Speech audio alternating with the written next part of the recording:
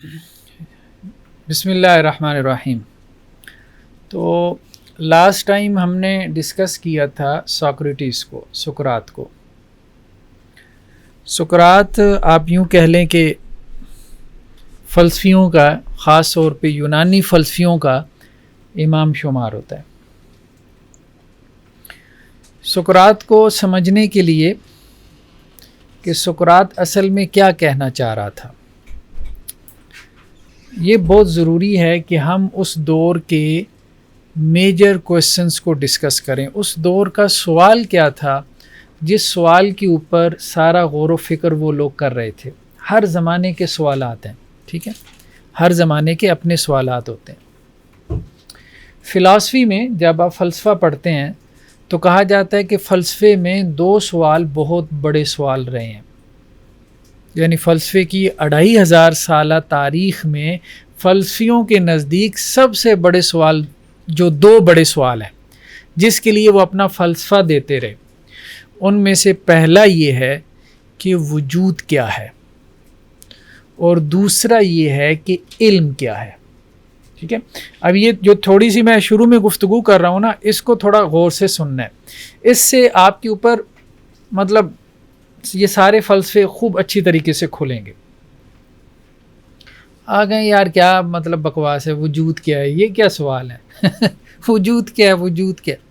ٹھیک، وجود means existence, being. ٹھیک ہے، بینگ زیادہ بہتر لفظ ہے.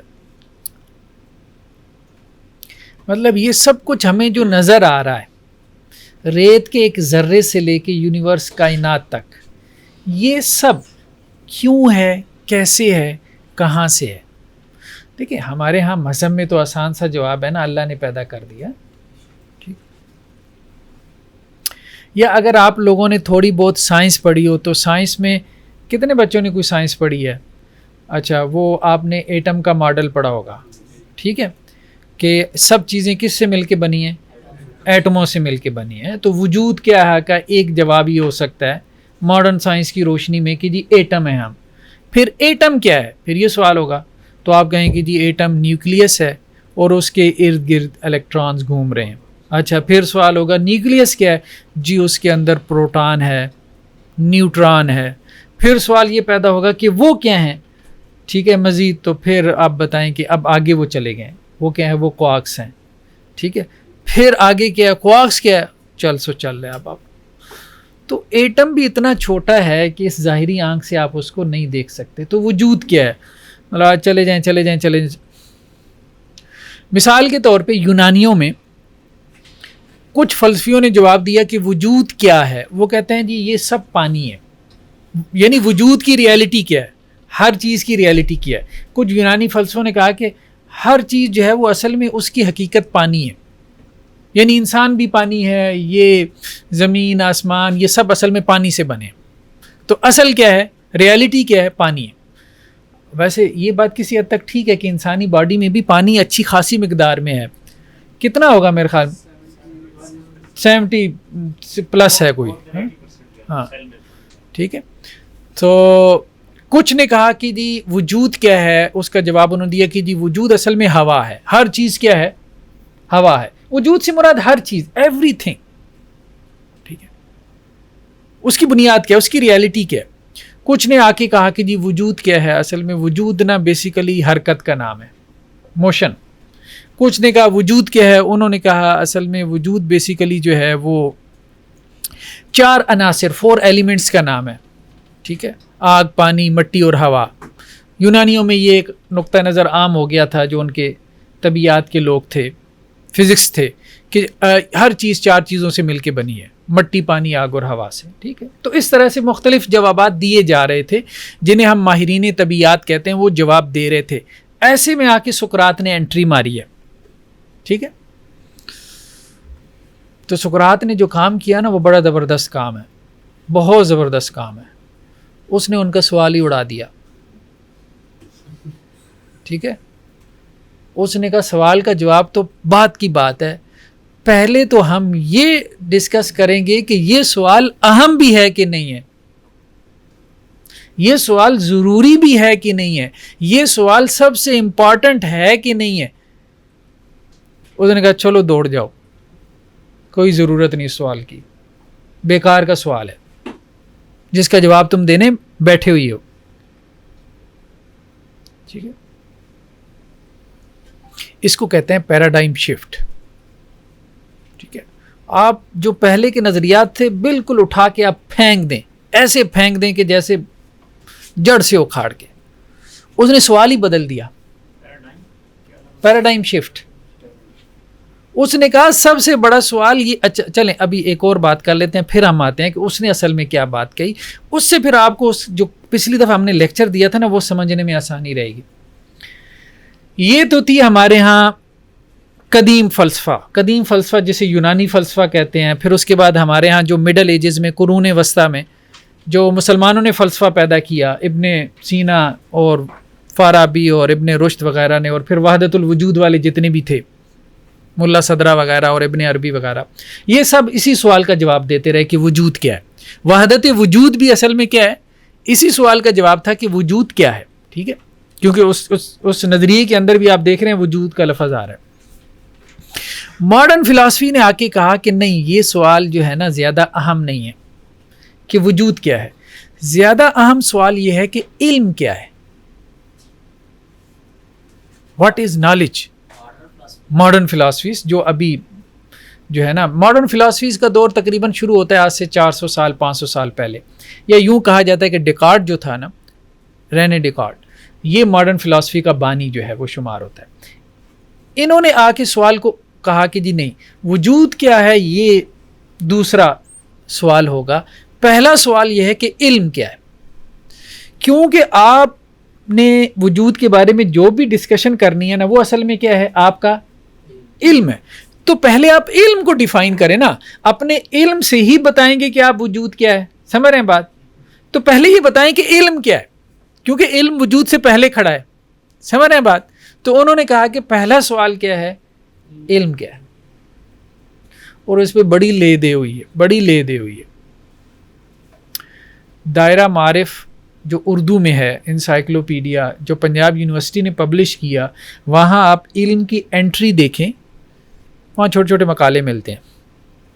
تو علم کے بارے میں جو آرٹیکل لکھا گیا اس میں انہوں نے علم کی 55 تعریفیں جمع کی ہیں. کتنی؟ 4 درجن سے زیادہ ہیں. ٹھیک ہے.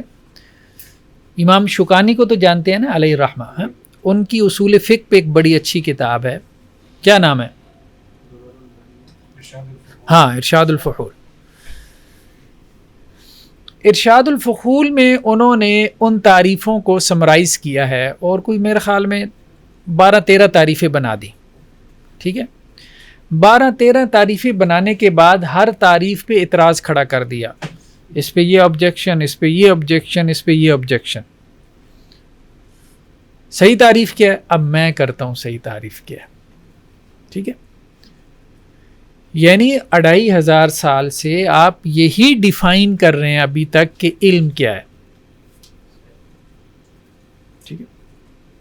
ابھی تو یہی نہیں سمجھ میں آ رہا کہ علم کیا ہوتا ہے, اور لوگ علامہ ہونے کے دعویٰ کر رہے ہیں.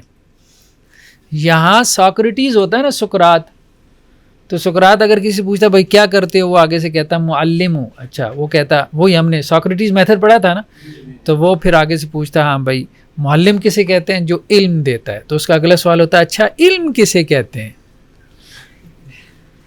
تو وہ آگے سے جواب دیتا, تو وہ پھر اس پہ جرا کرتا ہے, اچھا یہ تو ڈیفینیشن علم کی, اس کے مطابق تو یہ مسائل پیدا ہوتے ہیں. وہ پھر ایک اور ڈیفینیشن پیش کرتا, وہ اس پہ اعتراض کرتا, وہ ایک اور. تو امام شوکانی نے جو ہے وہ 55 تعریفوں کا خلاصہ اڑا کے رکھ دیا. ٹھیک ہے. تو انسانی کاوشیں بس ایسی ہی ہیں, ایسی ہیں. وہ ارشاد الفحول میں آپ بحث اگر دیکھیں نا علم کی, وہاں آپ کو اندازہ ہوگا. خیر بہرحال ہم یہ بات کر رہے تھے کہ کلاسیکل فلاسفی جو ہے اس نے کہا سب سے بڑا سوال یہ ہے کہ وجود کیا ہے. وہ اس پہ لگے رہے کہ اس سب کی کیا ریالٹی ہے جو نظر آ رہا ہے. ٹھیک ہے. بینگ جو ایگزسٹنس ہے سب کی کیا ریالٹی ہے. لاکھوں اربوں سٹارز ہیں, ٹھیک ہے, ملینز میں گلیکسیز ہیں, کہکشائیں ہیں, فلاں یہ وہ. ماڈرن فلاسفی نے آ کے زیادہ زور دیا علم کو ڈیفائن کرنے پہ کہ یار ہم یہ جو دیکھ رہے ہیں سب کو، جو ہم پرسیو کر رہے ہیں، ٹھیک ہے، پہلے اسے ڈیفائن کرو نا. جیسے رینے ڈیکارٹ نے آ کے ایک بات کی، اس نے کہا بھائی دیکھو بات یہ ہے، جب ہم خواب دیکھتے ہیں نا تو خواب میں ہمیں لگتا ہے کہ یہ خواب ریئل ہے. کبھی خواب میں ایسا تو نہیں نا، بہت کم ہوتا ہے خواب میں کہ آپ کو لگے کہ آپ خواب دیکھ رہے ہیں، بہت کم ہوتا ہے نا. بعض لوگوں کو ہو جاتا ہے، ان کا شعور بہت غالب ہوتا ہے، لیکن عموماً انسان کو یہی لگتا ہے جب خواب دیکھ رہا ہو کہ یہ سب کیا ہے، ریئل. ہاں جب جاگتا ہے تو پھر پتہ چلتا ہے کہ خواب ہے. ایسے ہی ہے نا. تو رینے ڈیکارٹ نے ایک نقطہ اٹھایا، اس نے کہا کہ یار میں اس بارے شک میں مبتلا ہو گیا ہوں کہ وہ خواب والی زندگی اصل ہے یا یہ والی اصل ہے. ٹھیک ہے، ہو سکتا ہے ریئلٹی وہ ہو اور یہ ڈریم ہو جس کو ہم جاگنا کہہ رہے ہیں. ٹھیک ہے، تو یہ اب باس کیا ہے، یہ ساری علم کے اوپر باس ہے کہ ہم جیسے چیزوں کو ان کا ادراک کر رہے ہیں، ان کو پرسیو کر رہے ہیں، وہ ٹھیک بھی ہے کہ نہیں ہے. مثال کے طور پہ آپ دیکھیں، سائنس یہ کہتی ہے کہ جی بہت سے سٹار جو آپ کو نظر آ رہے ہیں حقیقت میں وہ نہیں ہے. کیوں نہیں ہے؟ کسی بچے کو پتہ ہے؟ ہاں، کیونکہ لائٹ جو ٹریول کر کے آ رہی ہے، ٹھیک ہے، وہ کتنے لائٹ ایئرز کے بعد ہم تک پہنچ رہی ہے اور وہ ستارے ختم ہو چکے، ڈسٹرائے ہو چکے. آپ نے کبھی سڑک پہ دیکھا ہو سامنے پانی نظر آ رہا ہے، قریب جاتے ہیں پانی نہیں ہے. تو گویا پہلے یار علم کو ڈیفائن کرو کہ جو نظر آ رہا ہے یہ بھی ریئلٹی ہے کہ نہیں ہے. کانٹ نے کہا کہ بھائی یہ میز ہے، یہ میز آپ کو لگ رہا ہے ہموار ہے، ایسے ہی لگ رہا ہے نا، ہموار ہے. ٹھیک ہے، آپ اس پہ خوردبین لگائیں گے تو کیا نظر آئے گا؟ ہاں، بہت بڑی بڑی جیسے ٹیلے ہوں. وہ خوردبین کیا کرے گی؟ اس کو بڑا کر دے گی نا، بڑا لینز ہے نا، وہ چیزوں کو جو ہے وہ کئی ٹائمز بڑا کر کے دکھائے گی. تو گویا ریئلٹی آپ کو نظر آ رہی تھی کہ یہ پلین ہے. ٹھیک ہے، جب آنکھ کے اوپر ایک اور آنکھ کا اضافہ ہوا تو ریئلٹی کیا ہو گئی؟ چینج ہو گئی. تو گویا علم کیا ہے، اس کو ہمیں کہ جو ہمیں حاصل ہو رہا ہے یار وہ بھی کوئی مطلب ریئل چیز ہے کہ نہیں ہے. ایون کہ 5 سینسز سے، حواس خمسہ سے جو ہم حاصل کر رہے ہیں اس کی بھی کوئی بنیاد ہے کہ نہیں ہے، یہ سب ایسی ہے. پہلے تو اس مسئلے کو ڈسکس کرو. ٹھیک ہے، اچھا سقراط نے آ کے کیا کہا؟ اچھا سقراط جو شفٹ لے کے آیا ہے نا، یہ بہت بڑا شفٹ ہے. یہ بیسیکلی مذہبی شفٹ ہے. وہ خود مذہبی آدمی نہیں تھا، میری تحقیق تو یہی ہے، ریسرچ تو یہی ہے، لیکن جو وہ شفٹ لے کے آیا وہ بہت بڑا مذہبی شفٹ تھا. اس نے آ کے یہ بات کہی کہ بھائی یہ سوال اہم نہیں ہے، اہم سوال یہ ہے کہ خیر کیا ہے اور شر کیا ہے. اہم سوال یہ ہے کہ نیکی کیا ہے اور بدی کیا ہے. اس کے نزدیک سب سے اہم سوال انسان کے لیے وہ ہو سکتا ہے کہ جس سے انسان کی زندگی اور کردار پہ کوئی فرق پڑتا ہو. وجود کیا ہے؟ ٹھیک ہے، آپ پھرولتے جائیں، ایک ڈبے میں سے دوسرا نکال لیں، دوسرے میں سے تیسرا نکال لیں. انسان کے کردار کو کیا فائدہ ہوگا؟ کچھ بھی. انفارمیشن بڑھ جائے گی نا، انفارمیشن بڑھ جائے گی. ٹھیک ہے، جیسے آج ہماری انفارمیشن بڑھ گئی ہے. پہلے بھی بارش ہوتی تھی، آج پتہ چل گیا کہ جی مونسون کی ہوائیں ہوتی ہیں تو اس لیے برسات میں زیادہ بارشیں ہوتی ہیں. ٹھیک ہے، تو انسان کی انفارمیشن بڑھ گئی ہے. تو وہ کہتا ہے کہ اس سوال سے ہمیں کوئی فائدہ نہیں ہے کہ یہ چیز ایٹموں سے مل کے بنی ہوئی ہے. انسان کو پتہ بھی چل جائے تو کیا فائدہ ہے؟ ٹرائی اینگل کے جو ہے وہ 3 ضلع ہوتے ہیں. ٹھیک ہے، اور فلانا ٹیگنومیٹری کے اس زمانے میں میتھس زیادہ تھا، میتھس کے جیسے پرنسپلز ہوتے تھے. A² + B² = C². بھائی کیا فائدہ ہوا انسان کو یہ جان کے؟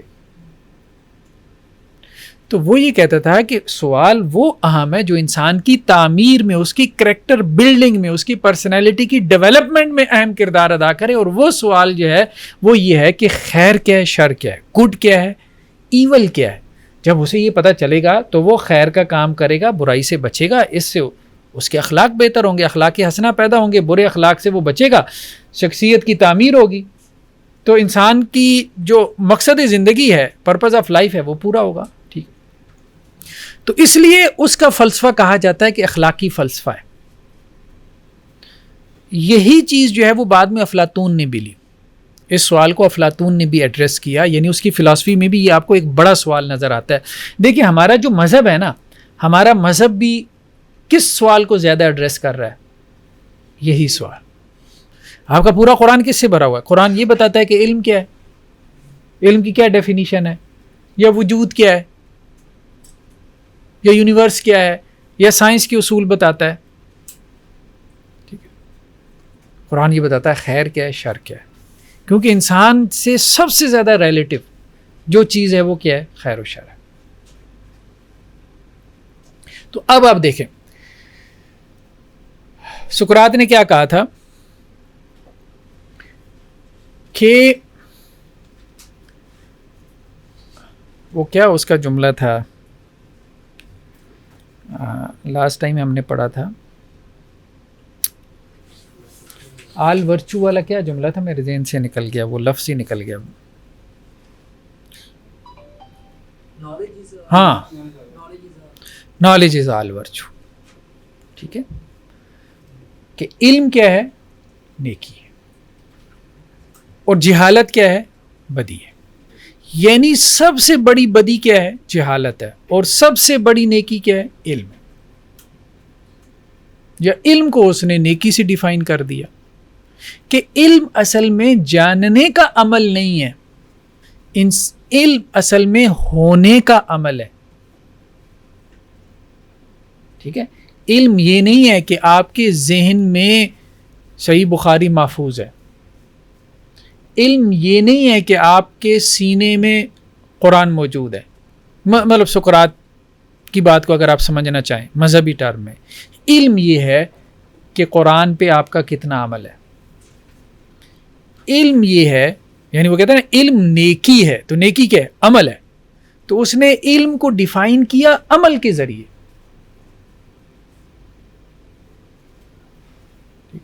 اور وہ عمل کی طرف اس لیے ابھارتا ہے، تو وہ کہتا ہے کہ اصل میں انسان کو جس چیز کی ضرورت ہے وہ عمل ہے. لا یعنی بحثیں نہیں، کج بحثیاں نہیں کہ بیٹھے ہیں بس ادھر کی بات اور ادھر کی بات اور یہ اور وہ، یہ. ٹھیک ہے. اچھا، اب سوال یہ پیدا ہوا کہ علم سب علم دینے میں لگے ہیں، سوفسٹ بھی ہیں جو اس وقت علم دینے میں لگے تھے. ٹھیک ہے، وہ معلمین کہلاتے تھے. سوفسطائیوں کی ہم نے بات کی تھی نا، پروفیشنلز ہم نے کہا تھا، جیسے آج کل موٹیویشنل اسپیکرز ہیں آ کے جو ہے وہ سکھاتے ہیں آپ کو سکلز وغیرہ.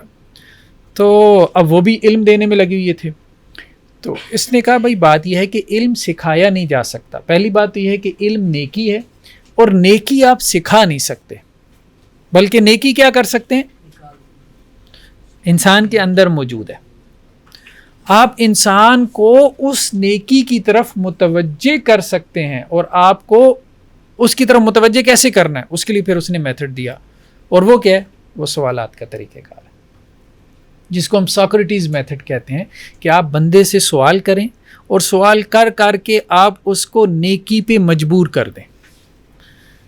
تو وہ کہتا تھا کہ نیکی باہر سے سکھائی نہیں جا سکتی، جیسے خطیب آ کے آپ کو 4 گھنٹے کا خطبہ دے جائے. اور یہ ہمارے یہاں اب آپ دیکھیں کسی حد تک بات ٹھیک بھی ہے، 4 گھنٹے کے خطبے ہوتے ہیں، اور رمضان میں بھی آپ دیکھیں، لیکن فائدہ یعنی فائدہ ان دا سینس ٹھیک ہے 4 گھنٹے مسجد میں گزر گئے، یہ فائدہ تو ہے کہ اس نے موبائل پہ نہیں گزارے، مسجد میں گزار لیے، لیکن اس سینس میں کہ اس میں تبدیلی آئے، تبدیلی وہی نیکی لے کے آتی ہے جو انسان اندر سے سیکھتا ہے، اس کے اندر. اس لیے وہ یہ کہتا تھا جسے پتہ چل جائے کہ یہ نیکی ہے، ممکن نہیں ہے کہ وہ نیکی نہ کرے، یہ ممکن نہیں ہے. یعنی اس کا فلسفہ یہی تھا. اور جسے پتہ چل جائے یہ بدی ہے، ممکن نہیں ہے کہ وہ بدی سے نہ بچے، لیکن وہ یہ کہتا تھا کہ چونکہ تم بتا رہے ہو اس کو یہ نیکی ہے اور یہ بدی ہے، ابھی اسے پتہ ہی نہیں چلا کہ یہ نیکی اور بدی ہے. وہ بھی یہ سمجھ رہا ہے کہ مجھے پتہ چل گیا ہے کہ یہ نیکی اور بدی ہے، اور تم بھی یہ سمجھ رہے ہو کہ اسے پتہ چل گیا ہے اور میں نے اسے بتا دیا. اس نے کہا نہ یہ بتانے والی بات ہے، نہ یہ سیکھنے والا کام ہے. یہ تو اس کے اندر موجود ایک خزانہ ہے، جس خزانے کی طرف آپ نے اس کو متوجہ کرنا ہے، اور جس لمحے وہ متوجہ ہو جاتا ہے اسی لمحے وہ نیکی پہ عمل شروع کر دیتا ہے، اور اسی لمحے وہ بدی سے بچنا شروع کر دیتا ہے۔ اس لیے ہم دیکھتے ہیں کہ اس میں کردار کی بلندی ہے۔ سقراط کے بارے میں ہم نے واقعات دیکھے تھے نا، اس میں کردار کی بلندی ہے۔ وہ بعمل فلسفی تھا، جو کہتا تھا وہ کرتا تھا۔ ایک مرتبہ اس کے اندر نے کہہ دیا یہ اخلاقی بات ہے، جان جاتی ہے تو جائے، یار جیل سے بھاگنا غیر اخلاقی بات ہے جان بچانے کے لیے، میں نہیں بھاگوں گا، میں نہیں بھاگوں گا۔ سسٹم کی مخالفت کرتا رہا۔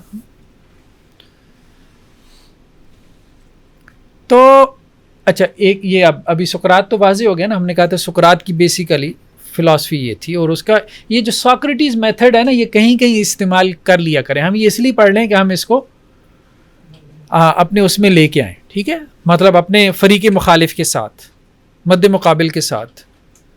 دیکھیے نا، جب آپ استاذ بننے کی کوشش کریں گے نا تو اگلا آپ کا استاذ بنے گا، تو جب دیکھیں نا وہ بہت استاذ بن رہا ہے، فوراً طالب علم بن جائیں سقراط کی طرح، لیکن سقراط جیسا طالب علم ہو، فوراً طالب علم کی پوزیشن لے لے۔ حضرت یہ بات سمجھ میں نہیں آئی، حضرت یہ بتائیں یہ کیا ہے، پھر یہ کیا ہے، بڑے میٹھے انداز میں، اور 2-4 دفعہ آپ حضرت کر کے کہیں گے تو حضرت صاحب یا تو بالکل خاموش ہو جائیں گے، یا پھر یہ کہیں گے کہ مجھے نہیں پتا۔ اور سقراط کے ساتھ بھی یہ ہوتا تھا، لوگ یا تو کہتے تھے کہ یار ہمیں یہ پتہ چل گیا کہ ہمیں کچھ نہیں پتا، یا پھر بالکل خاموش ہو جاتے تھے، کیونکہ وہ ان کو کارنر کر دیتا تھا۔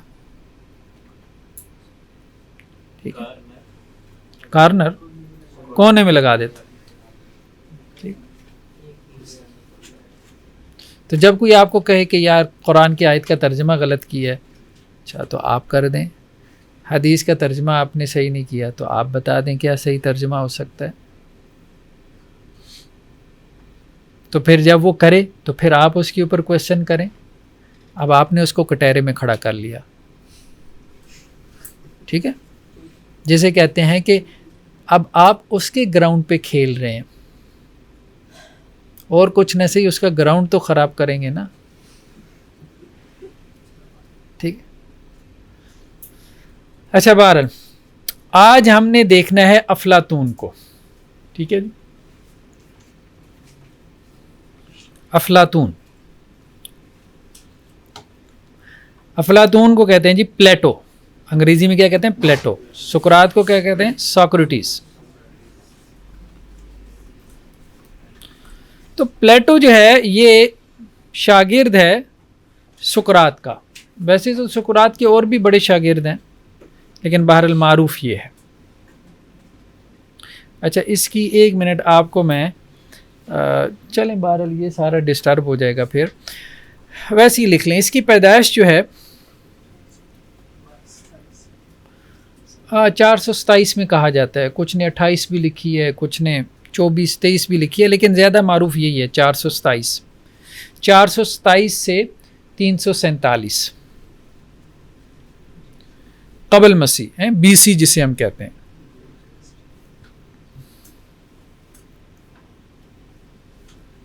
تو سقراط کے ساتھ اس کی کوئی صحبت 8 سال رہی ہے افلاطون کی، ٹھیک ہے۔ ویسے استاد سے جو ہے نا، جو طویل صحبت ہوتی ہے نا، صحیح معنوں میں شاگرد وہی بنتا ہے۔ ارسطو کی بھی طویل صحبت ہے افلاطون کے ساتھ، ارسطو کی۔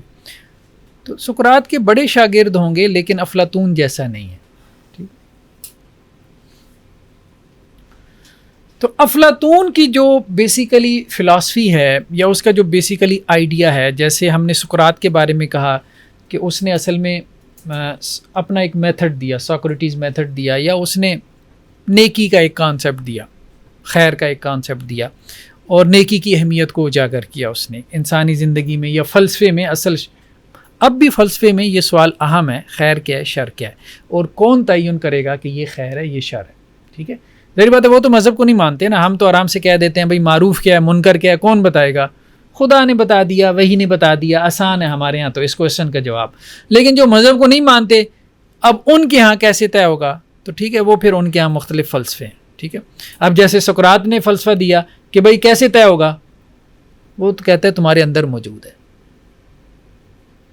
ٹھیک ہے، تمہارے اندر موجود ہے، صرف سوال کر کے اس کی طرف متوجہ کرنے کی ضرورت ہے. ہر انسان کے اندر موجود ہے خیر و شر. یہ سقراط نے ایک جواب دے دیا. ٹھیک، تو یہ بھی ایک بڑا سوال بن گیا فلسفے کا کہ خیر اور شر کیا ہے. پھر ہم نے کہا ایک وجود کیا اور ایک کیا ہے علم کیا. افلاطون کی جو بنیادی جو اس کا فلسفہ ہے نا، وہ اس کا فلسفہ ہے آئیڈیاز کا، فارمز کا.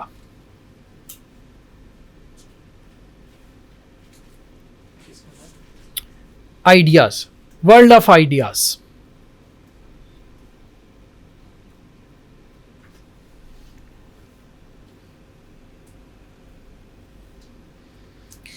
چلیں بہرحال ابھی ہم نے اس کو ورلڈ آف آئیڈیاز کو تھوڑا آگے چل کے ڈسکس کرتے ہیں.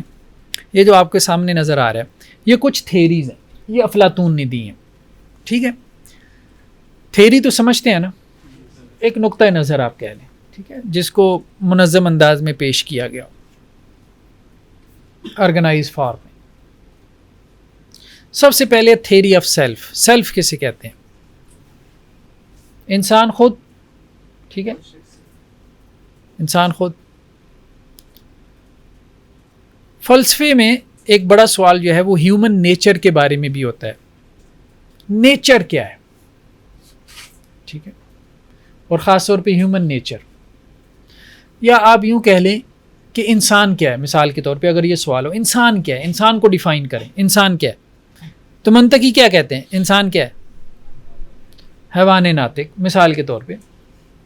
ٹھیک ہے، کچھ اور لوگوں نے اور بھی تعریفیں کر دی ہوں گی. تو افلاطون کی جو تھیری آف سیلف ہے یہ بیسیکلی ڈیفائن کرتی ہے انسان کو کہ انسان کیا ہے، یا آپ کہہ لیں انسان کی نیچر کو. نیچر سمجھتے ہیں نا، آسانی کے لیے آپ طبیعت کہہ لیں. ٹھیک ہے، لیکن ایک طبیعت اردو والا ہے اس سے تھوڑا بچ کے. ہاں، ریالٹی کہہ لیں، حقیقت کہہ لیں. جیسے طبیعیات کا لفظ ہے نا، طبیعیات کا لفظ فزکس کے لیے جیسے بولا جاتا ہے. ہاں، فطرت کہہ لیں. فطرت بھی ہمارے یہاں ذرا وہ لفظ اس طرح سے محدود معنی رکھتے ہیں اردو کے. نیچر کا لفظ انگریزی کا ذرا بہتر لفظ ہے. خیر بہرحال چلے ہم بات آگے بڑھاتے ہیں نا، اس سے واضح ہو جائے گی. افلاطون یہ کہتا ہے کہ انسان کا جو سیلف ہے نا، یہ 3 لیولز پہ جا کے ایکسپریس ہوتا ہے. یعنی انسان کا جو آپ کہہ لیں کہ جی اس کی جو شخصیت ہے انسان کی. ٹھیک ہے، یہ انسان کی جو نیچر ہے، ہاں خود ہی نہیں، خود ہی کا لفظ نہ بولیں. انسان کی جو نیچر ہے نا، وہ آپ اس کو 3 لیولز میں کیٹیگرائز کر سکتے ہیں. یا انسان آپ یوں کہہ لیں کہ 3 لیولز پہ زندگی گزارتا ہے. ٹھیک ہے، ایک ہے جسے وہ کہتے ہیں جبلی. جبلت سمجھتے ہیں نا، انسٹنکچوئل لیول. جبلت اس انسٹنکٹ کہتے ہیں نا، انسٹنکچوئل لیول.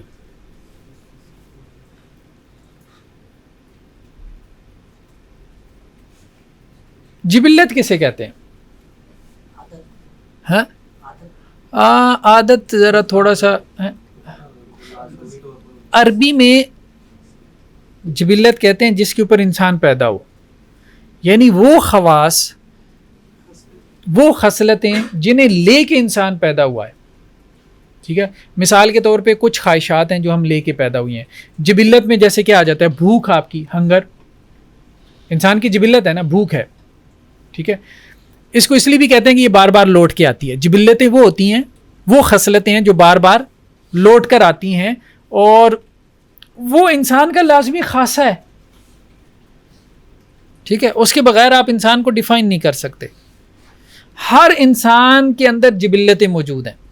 اس میں بھوک کی جبلت ہے، جیسے جنس کی جبلت ہے، سیکس کی جبلت ہے. پھر غصہ ہے، اینگر، ہر انسان میں ہے نا، یہ جبلتیں. پھر خوف ہے، فیئر، ہر انسان میں ہوتا ہے نا. خوف کی نوعیت مختلف ہو سکتی ہے. ٹھیک ہے. کوئی بلی کو دیکھ کے ڈر جاتا ہے, کوئی ٹھیک ہے ہاں شیر کو دیکھ کے نہیں ڈرتا, لیکن بیگم کو دیکھ کے ڈر جاتا ہے. لیکن خوف میں ہر انسان رہتا ہے. تو ایک تو ہے کہ انسان جبلی لیول پہ جو ہے وہ زندگی گزارتا ہے. تو افلاطون یہ کہتا ہے کہ یہ جو لیول ہے نا, یہ ہے جانوروں کی سطح کا, کیونکہ جانوروں میں بھی جبلت غالب ہوتی ہے. ٹھیک ہے, جانور اصل میں جبلی لیول پہ یعنی خواہشات کے لیول پہ زندگی گزارتے ہیں.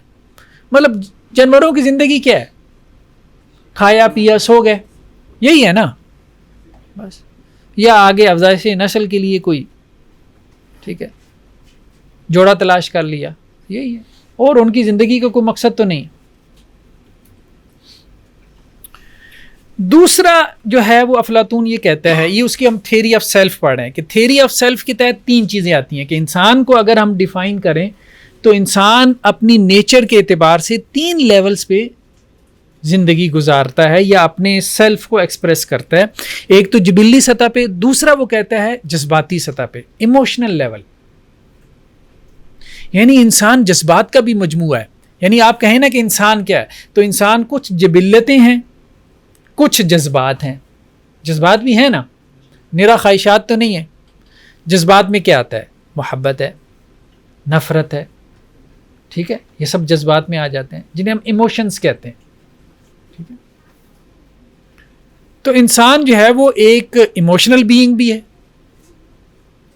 اچھا, افلاطون نے یہ کہا ہے, کسی حد تک یہ بات ٹھیک ہے, مکمل تو کہنا مشکل ہے. وہ یہ کہتا ہے کہ جذبات جو ہے نا وہ صرف انسانوں میں ہیں, لیکن جانوروں میں بھی کسی حد تک ہوتے ہیں. آپ یوں کہہ سکتے ہیں کہ اس طرح سے نہیں ہے جیسے انسانوں میں. ہاں یہ بات ٹھیک ہے.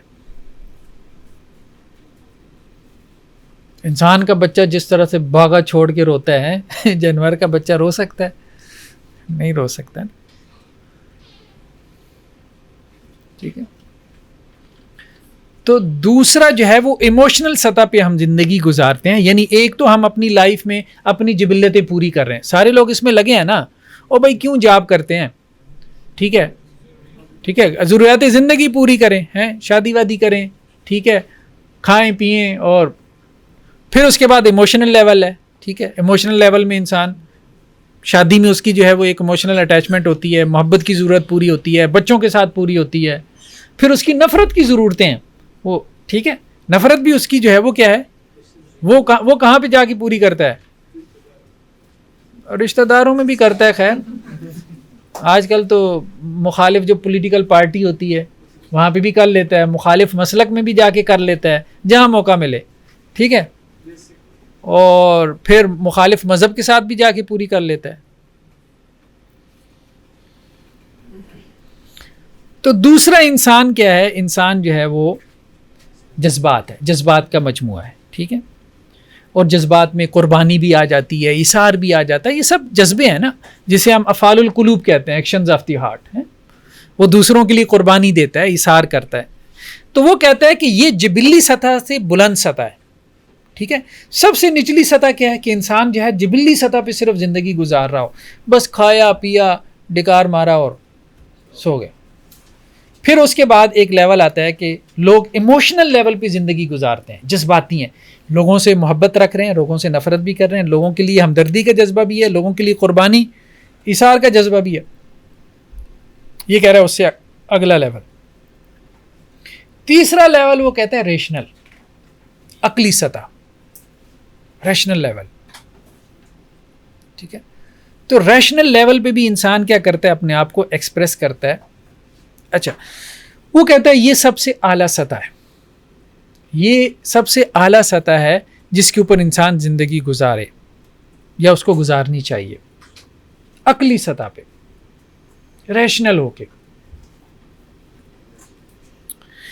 مثال کے طور پہ وہ یہ کہتا ہے, دیکھیں میں یہ نہیں کہتا کہ انسان اپنی جبلتوں کو پورا نہ کرے, یہ میں نہیں کہتا. ٹھیک ہے, کیونکہ جبلت جو ہے وہ انسان کی ضرورت ہے, اس کی بایولوجیکل نیڈ ہے. اگر اپنی جبلتوں کو پورا نہیں کرے گا تو کیا ہوگا, مر جائے گا. بھائی اگر بھوک کو مٹانے کے لیے کھانا نہیں کھائے گا تو کیا ہوگا, مر جائے گا. تو جبلتیں تو پوری کرنی ہے. ٹھیک ہے, میں یہ نہیں کہتا, لیکن میں جب یہ کہتا ہوں کہ انسان کو ریشنل لیول پہ زندگی گزارنی چاہیے تو میں اصل میں یہ کہتا ہوں کہ اپنی جبلتوں کو اپنی عقل کے تابع کرو.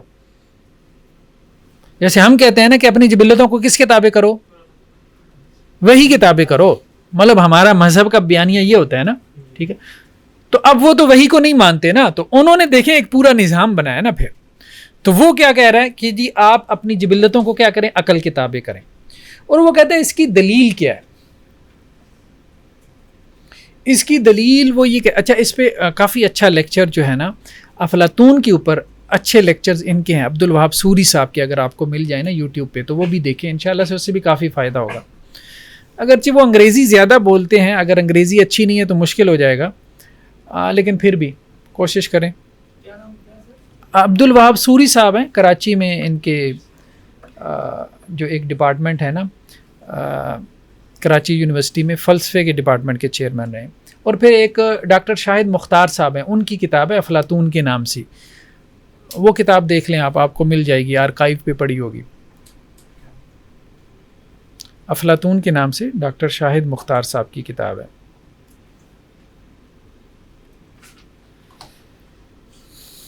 ایک منٹ میں ابھی آپ کو بتا دیتا ہوں, یہ کتاب جو ہے نا, ہاں ڈاکٹر شاہد مختاری نام ہے, افلاطون حیات و تعلیمات اور فکر و فلسفہ. دوسری کتاب اگر آپ نے مزید گہرائی میں جا کے افلاطون کو دیکھنا ہو تو وہ شاید پچھلی دفعہ میں نے آپ کو بتایا تھا کہ نہیں, جمہوریہ افلاطون ہے, یہ اس کی بہت معروف کتاب ہے. نہیں, یہ تو افلاطون کی اپنی کتاب ہے, جمہوریہ افلاطون افلاطون کی اپنی کتاب ہے. افلاطون نے ایک کتاب لکھی ہے کہ ریاست کیسی ہونی چاہیے. ہاں جمہوریہ, تو ہمارے یہاں جب اس کا ترجمہ کیا جاتا ہے نا تو وہ اس کو جمہوریہ افلاطون کہہ دیا جاتا ہے. مرزا محمد ہادی صاحب نے اس کا ترجمہ کیا, یہ 1935 میں پبلش ہوا ہے حیدرآباد دکن سے, لیکن پی ڈی ایف مل جائے گا آپ کو آرام سے. یہ بھی ضخیم کتاب ہے, کوئی 500 سے زائد صفحات کی ہے, 550 صفحات کی. خیر بہرحال یہ تو درمیان میں ویسی تذکرہ آ گیا. ہم یہ بات کر رہے تھے کہ افلاطون یہ کہتا ہے کہ ہم 3 لیول پہ زندگی گزارتے ہیں, تو ہماری یہ جو 2 لیولز ہیں نا یہ کس کے تابع ہونے چاہیے, عقل و شعور کے. جبلت بھی عقل کے تابع ہونی چاہیے. اب اس کی دلیل کیا ہے, کیوں جبلت عقل کے تابع ہونی چاہیے؟ وہ یہ کہتا ہے کہ دیکھیں تاریخ انسانی اس کی سب سے بڑی دلیل ہے کہ تاریخ میں ہمیشہ انسان نے انسانوں نے میجرٹی کیا کیا ہے, جبلت کو عقل کے تابع رکھا ہے. ٹھیک ہے جی بچے آ جاؤ, یہ اس کو تو اب وہ یہ کہتا ہے کہ جیسے اب بھوک کی جبلت ہے تو انسان ایسا نہیں ہے کہ جی مطلب میجرٹی آف ہیومن بینگ ایسے نہیں رہے کہ جب چاہ جیسے چاہ بھوک جو ہے وہ مٹا لی, ایسا نہیں تھا. مطلب کسی کا مال اٹھا کے چوری کر کے یا ڈاکہ مار کے جو ہے وہ اپنی بھوک مٹا لی, یا کوئی گندگی کھانے کو ملی تو اس سے اپنا بھوک مٹا لی, نہیں ایسا نہیں رہا. کچھ نہ کچھ انسانوں کے ہاں قواعد و ضوابط رہے ہیں بھوک مٹانے کے. ٹھیک ہے, اسی طرح جو سیکس کی جبلت ہے, جنس کی جبلت ہے, اس کو ڈیولپ کرنے کے لیے, اس کو عقل اور شعور کے ماتحت کرنے کے لیے انسانوں نے کیا کیا, ہمیشہ میرج کا یا نکاح کا کوئی کانسیپٹ اپنی سوسائٹی میں رائج کیا. یعنی ریلیجن کے علاوہ بھی, اسلام کے علاوہ بھی دیکھیں دوسرے مذاہب, ہندو مت ہے, ان میں بھی کوئی نہ کوئی تو تصور ہے نا شادی کا. ٹھیک ہے, تو اس نے کہا اس جبلت کو بھی انسان نے چاہا کہ ایک طریقے سے پورا کرے, تو اس لیے اس نے شادی کا جو انسٹیٹیوٹ تھا, شادی کا نظام اس نے رواج دیا. تو جبلتوں کو اس نے کیا کیا, انسان نے ہمیشہ پورا کیا ہے, لیکن اس نے اس کو منظم انداز میں پورا کیا, جانوروں کی طرح پورا نہیں کیا. اور وہ منظم انداز میں کیسے اس نے پورا کیا, عقل کے تابع کر کے. ٹھیک ہے, تو وہ یہ کہتا ہے کہ اگر انسان اپنی جبلتوں کو عقل کے تابع نہیں کرے گا تو وہ ریشنل ہیومن بینگ نہیں ہے, وہ پھر جانوری ہے, وہ پھر انسان نہیں ہے. انسان وہ ہے جو ریشنل ہیومن بینگ ہے. انسان وہ ہے کہ جو عقلی سطح پہ زندگی گزار رہا ہے. انسان وہ ہے کہ جس میں سب سے غالب چیز اس کا عقل اور شعور.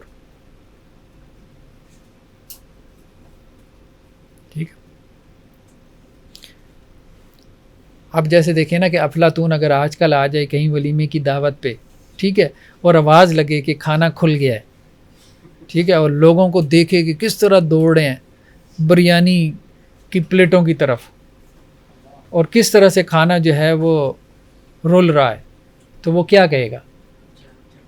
جانور ہیں، ٹھیک ہے، وہ یہی کہے گا کہ یہ جانور ہیں.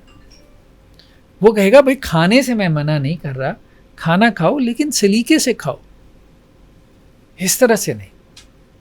یہ تو تمہاری عقل پہ تمہاری جبلت غالب آ گئی ہے. ہونا کیا چاہیے تھا کہ جبلت پہ عقل کی حکومت ہونی چاہیے تھی، اور جبلت کو تم عقل کے تابع رکھ کے جو ہے وہ اس کو پورا کرتے. اسی طرح ایموشنز کے بارے میں وہ کیا کہتا ہے؟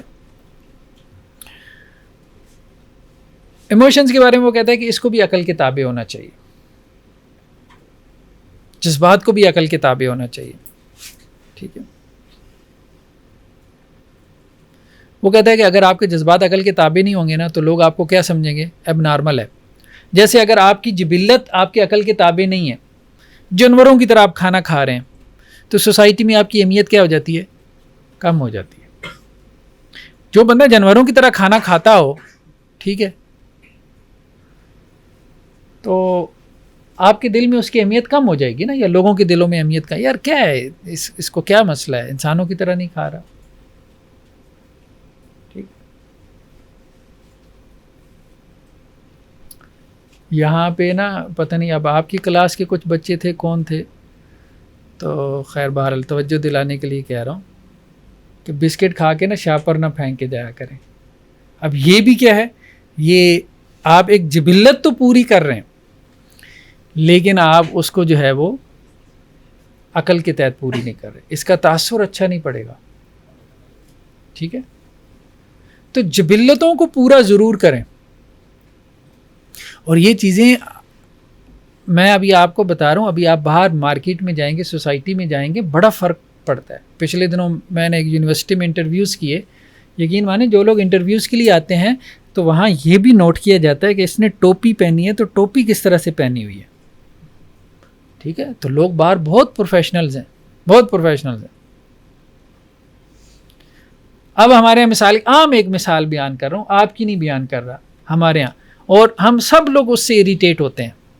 جب آپ کسی واش روم میں جاتے ہیں اور آپ سے پہلے کسی نے واش روم استعمال کیا ہو، پانی نہیں پھینکا، گند ڈالا ہے اپنا لیکن گند اپنا روڑا نہیں ہے، تو آپ کیا کہیں گے اس کو؟ زبان سے دو چار گالیاں نہ دیں، دل میں تو دیں گی نا. تو جبلتیں پوری کرنی ہیں لیکن عقل و شعور کے تحت، پھر آپ صحیح معنوں میں لوگ آپ کو انسان سمجھیں گے. یہ افلاطون کی تھیوری، شعور کے ساتھ، پلاننگ کے ساتھ. ٹھیک ہے. دوسرا جو ہے نا وہ یہ کہتا ہے کہ ایموشنز بھی آپ کے تابع ہونے چاہیے. کس کے؟ عقل کے. وہ یہ کہتا ہے میں یہ نہیں کہہ رہا آپ ایموشن لیس ہو جاؤ، جذبات ہی نہ ہو، میں نہیں کہہ رہا آپ روبوٹ بن جاؤ، نہیں. جہاں ایموشنز کا مطلب یہ ہے کہ جہاں ایموشنز کا اظہار کرنا ہے وہاں کرنا ہے، جتنا کرنا ہے اتنا کرنا ہے. مثال کے طور پہ شادی کے موقع پہ عورتیں روتی ہیں، ٹھیک ہے، رو لیں. مرد باغا چھوڑ دے، لوگ کیا کہیں گے؟ اور شادی کسی کی مرد کی ہو رہی ہے اور وہ رونا شروع کر دے بیوی کو دیکھ کے، تو آپ کے اوپر کیا تاثر پڑے گا؟ یہ مرد ہے، برا تاثر پڑے گا نا.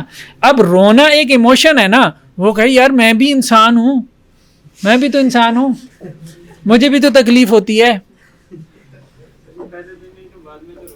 نہیں، وہ رونے سے مراد اور ہے، وہ جو شادی کی بات روتا ہے وہ اور ہے. لیکن مرد اس طرح سے دھاڑے مار مار کے نہیں روتا، آنسوؤں سے نہیں روتا. ہاں ویسے روتا ضرور ہے، وہ بات ٹھیک ہے، وہ سب کو سمجھ میں آتا ہے. تو خیر کہنے کا مقصد یہ ہے کہ ایموشنز کا اظہار. اب جہاں ہنسنا نہیں ہے وہاں ہنسنا شروع کر دیں. ٹھیک ہے، تو اگلا کہے گا یار کیا ہو گیا، پاگل ہو گئے ہو، یہ ہنسنے کی بات ہے جس پہ تم ہنسی جا رہے ہو، اور جو ہنسنے کی بات ہو اس پہ رونا شروع کر دے، تو آپ اس کو کیا کہیں؟ ایب نارمل آدمی ہے. تو وہ کہتا ہے ایموشنز آپ کے کیا ہونے چاہیے؟ عقل کے تابع ہونے چاہیے. اور عقل کے تابع ہونے سے مراد کیا ہے کہ جہاں جس جذبے کا اظہار معقول ہے وہاں اس جذبے کا اظہار کرو، اور جتنا، یہ بھی بہت ضروری ہے، جتنا اس جذبات کا اظہار ہونا چاہیے اتنا ہی کرو نا، اس سے زیادہ تو نہ کرو۔ اب چھوٹی سی بات کے اوپر آپ پھٹ جائیں، ٹھیک ہے چھوٹی سی بات کے اوپر چھوٹا سا ریئیکشن دے دیں، بڑی بات کے اوپر تھوڑا سا بڑا ریئیکشن، یہی معقول ہے نا۔ چھوٹی بات کے اوپر بڑا ریئیکشن تو ہر بندہ کہے گا یار کیا ہو گیا یار، اتنی چھوٹی سی بات تھی، کیوں اتنے جذباتی ہو رہے؟ سمجھ رہے ہیں بات؟ تو یہ وہ کہتا ہے کہ جذبات کو بھی کیا ہونا چاہیے، اس کے تابع ہونا چاہیے۔ اچھا وہ یہ کہتا ہے دیکھیں بات یہ ہے کہ اگر جذبات کو آپ عقل کے تابع نہیں کریں گے نا تو بڑا فساد برپا ہوگا، بہت فساد برپا ہوگا، اور کہتا ہے کہ انسان جانوروں سے بھی بدتر ہو جائے گا۔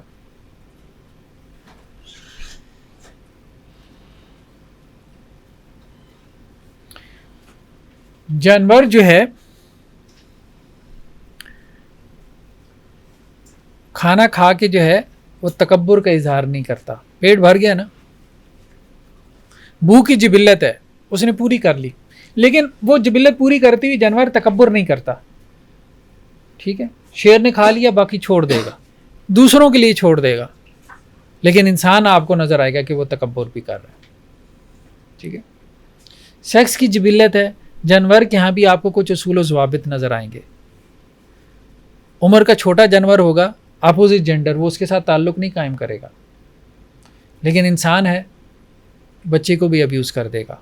ایسا ہی ہے نا، چائلڈ ابیوز ہمارے یہاں بہت کیسز ہیں، ٹھیک ہے، جیسے ریپ کے کیسز کہتے ہیں۔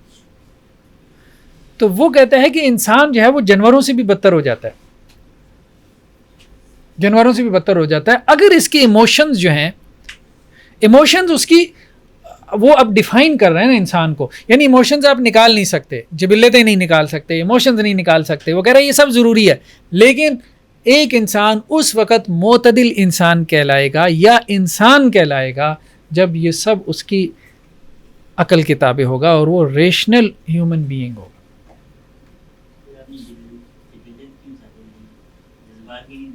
جذبات کی جیسے وہ کہتا ہے کہ جی دیکھیں انسان جو ہے نا جب اس کو تکلیف پہنچتی ہے، پین پہنچتی ہے، ٹھیک ہے، تو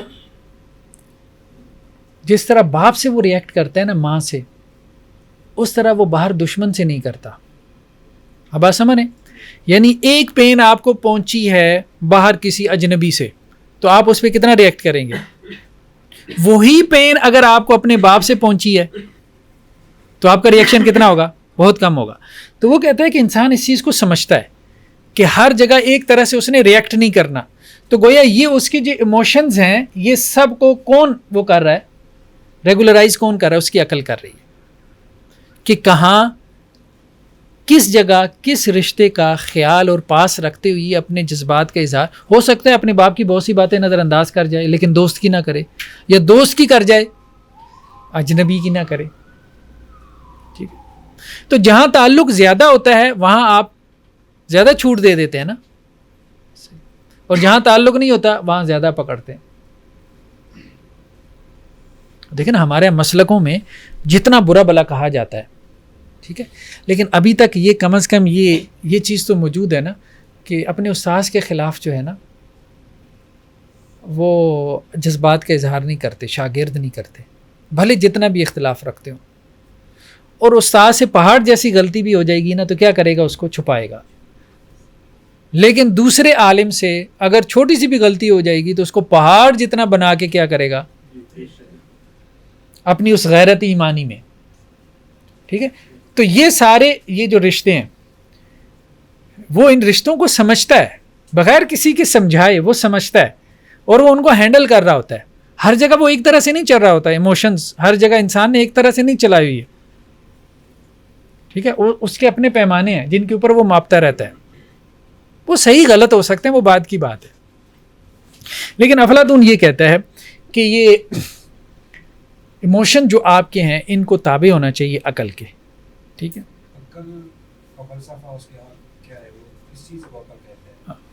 ابھی ہم آتے ہیں اس کی طرف آتے ہیں۔ اچھا جی، یہ ہو گئی اس کی تھیری آف سیلف کہ انسان 3 سطحوں پہ زندگی گزارتا ہے، جبلی، جذبات اور عقلی سطح پہ. ٹھیک ہے، تو انسان جبلتوں کا مجموعہ ہے، جذبات سے گندا ہوا ہے، اور عقل اور شعور سے انسان جو ہے وہ تعبیر ہے. بس اس کی عقل کا جو سطح ہے وہ غالب ہونی چاہیے. اچھا، اب انسان افلاطون کی اس سے دوسری تھیری نکلی. وہ تھیری کیا ہے؟ Theory of social theory. Society, یہ تو اس نے انڈیویجول کو ڈسکس کیا نا، فرد کو. اب افراد مل کے کیا بنتا ہے؟ ایک معاشرہ بنتا ہے، سوسائٹی بنتی ہے. اس نے کہا کہ بھائی دیکھو، سوسائٹی میں جو ہے نا وہ 3 قسم کے لوگ ہوں گے. جب انسان 3 سطحوں پہ زندگی گزار رہے ہیں تو سوسائٹیز بھی آپ کو 3 طرح کے لوگ ملیں گے. ایک وہ جو پیٹ سے سوچتے ہیں، سمجھ رہے ہیں بات؟ جن کا دماغ ان کے پیٹ میں ہے. اس کا مطلب ہی سمجھ رہے ہیں نا؟ جبلت کی سطح پہ سوچ رہے ہیں، جبلت کی سطح پہ زندگی گزار رہے ہیں. ٹھیک ہے، ان کا مقصد کیا ہے؟ ہماری خواہش پوری ہو جائے. بس ہماری خواہش پوری ہو جائے. کوئی بھی خواہش، بھوک کی ہو سکتی ہے، سیکس کی ہو سکتی ہے، کوئی بھی خواہش ہو سکتی ہے. ٹھیک ہے، یہ چیز مجھے مل جائے، وہ مل جائے. آج کل کہیں موبائل کی خواہش پوری ہو جائے، آئی فون مل جائے، فلاں ہو جائے، ڈمکان ہو جائے. ٹھیک ہے،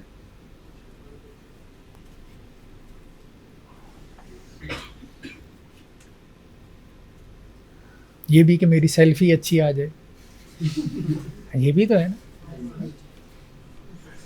اور اس کے لیے وہ 70 سیلفیاں کھینچتا ہے، کوئی یہ بھی اچھی نہیں آتی ہے. جی جبلی سطح پہ ٹھیک ہے. دوسرا جو ہے نہیں، وہ اس کو کہتے ہیں جانوروں کی سطح پہ یہ زندگی گزار. ہم مذہبی نقطہ نظر نا بعد میں گفتگو کریں گے اس کے اوپر، مذہبی اعتبار سے گفتگو. ابھی تو ہم صرف یہ سمجھ رہے ہیں کہ وہ اس کو کیسے ڈیفائن کر رہے. دوسرا، اچھا وہ کہتا ہے یہ پیٹ سے سوچتے ہیں. وہ کہتا ہے یہ اصل میں سلیوز ہیں، اصل سلیوز یہ ہیں، غلام، یعنی نفس کے غلام. اور وہ کہتا ہے کہ ان سے معاشرے میں بھی کام یہی سلیوری کا لینا چاہیے، محنت مزدوری کریں اور بس کھائیں پئیں اور بس. دوسرا وہ کہتے ہیں کہ جو دل سے سوچتے ہیں، دماغ سے نہیں، دل سے سوچتے ہیں، یہ جذباتی لوگ ہیں. ہاں، اس میں یہ سولجرز آ جاتے ہیں، سپاہی آ جاتے ہیں، واریئرز. جنگ جذبات کے بغیر کیسے لڑی جا سکتی ہے؟ مطلب آپ انڈین سے جو ہے وہ نفرت نہ رکھتے ہو اور آپ اس کو گولی ماریں کے بغیر نفرت کے. ٹھیک ہے، اگلے کی گردن آپ نے اتارنی ہے تو وہ جذبات کے بغیر اتار لیں گے. جنگیں ہوتی ہیں جذبات کی بنیاد پہ ہوتی ہیں. تو واریئر جو ہے نا، ان کے جذبات ابھارے جاتے ہیں نا. آپ تاریخ میں پڑھتے ہوں گے جی سپہ سالار آیا اور اس نے جذباتی تقریر کی اور سکندر اعظم نے کہا مار دو اور یہ کر دو اور وہ کر دو. یہی ہوتا ہے نا ہمارے ہاں، پروپیگنڈا وار کہہ لیں، جو بھی کہہ لیں، یہی ہوتا ہے. تو واریئرز وہ کہتا ہے کہ جو جذباتی لوگ ہیں نا، پھر ان کو آپ کہاں پلیس کریں؟ ہاں، اپنے مخالفین کے خلاف، اپنے دشمنوں کے خلاف، ریاست کے ڈیفنس میں، دفاع میں. ٹھیک ہے، کیونکہ یہ دل سے سوچ رہے ہیں نا، تو ہر بندے کو جو ہے وہ اس کی جگہ پہ آپ پلیس کریں. اب بات سمجھ رہے ہیں نا؟ ہاں، وہ کہہ رہے ہیں کچھ لوگ پیٹ سے سوچ رہے ہیں، اب ان کو ختم نہیں کرنا، میجورٹی ہے. ٹھیک ہے، انہوں نے اسی لیول پہ رہنا ہے، آپ ان کو یوٹیلائز کر لیں. ٹھیک ہے، اپنے مقصد کے لیے ان کو کیا کریں؟ استعمال کر لیں. جیسے ہمارے بڑے بڑے جو لیڈرز ہوتے ہیں نا، سمجھدار، یہ سارے پولیٹیکل لیڈرز مذہبی جماعتوں کے. ٹھیک ہے، انہوں نے اپنے پیچھے جو جتھے لگائے ہیں، وہ ہمارے ایک دوست کے والد صاحب کہا کرتے تھے کہ اللہ نے اس دنیا میں بہت سے جھلے پیدا کیے ہیں. جھلا سمجھتے ہیں نا؟ ہاں. اور ہر لیڈر کو اس کے حصے کے جھلے ضرور مل کے رہتے ہیں, تبھی تو وہ لیڈر بنتا ہے. ٹھیک ہے, یہ جھلے جو بلائنڈ فالوور, یہ افلاطون یہی بات کر رہا ہے. آج ہماری اصطلاحات بدل گئی ہیں نا, آج کی لینگویج ذرا ڈفرینٹ ہے. بلائنڈ فالوور, جیالے, ٹھیک ہے, مذہبی معتقد, مرید, اندھے مرید, فلاں, یہ وہ, ہر طبقے میں جائیں گے وہ اصطلاح تھوڑی سی ڈفرینٹ ہوگی, لیکن یہ کریکٹر آپ کو ضرور نظر آئے گا, جان دے دیں گے. ٹھیک ہے, تو یہ ہے میجورٹی. تو وہ کہہ رہے ہیں کہ ان کو وہاں استعمال کر لیں. دوسرا وہ کہہ رہے ہیں جن میں جذبات غالب ہیں نا, تو ان کو آپ ریاست کے دفاع میں لگائیں اور ان سے آپ جنگ و جدال کا کام لیں. جی وہی جذباتی ہے نا, وہ بھی جذباتی سطح پہ زندگی گزارے نا. ایک وہ ہیں جو جبلی سطح پہ, ایک وہ ہیں جو جذباتی سطح پہ.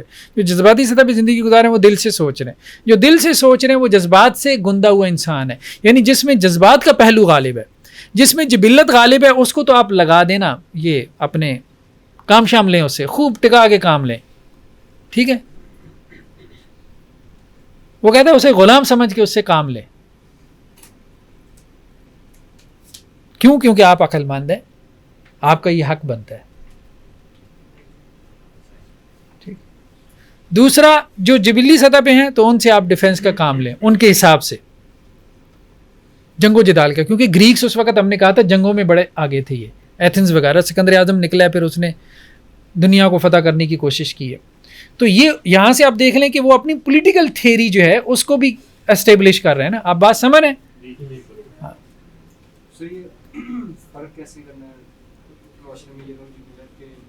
ہاں, وہ آگے ایجوکیشنل تھیوری میں جا کے کرے گا. ٹھیک ہے. تیسرا جو ہے وہ یہ کہتا ہے کہ جو عقل سے سوچتے ہیں, اور وہ کہتا ہے کہ جی یہ فلاسفرز ہیں.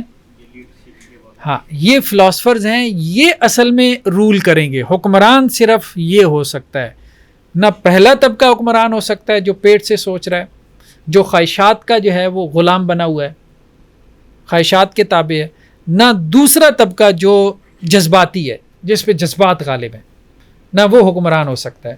حکمران صرف فلسفی ہو سکتا ہے جو عقل سے جو ہے وہ فیصلے کرتا ہے, اور جس کی جبلت اور جس کے جذبات اس کی عقل کے تابع ہو چکے ہیں.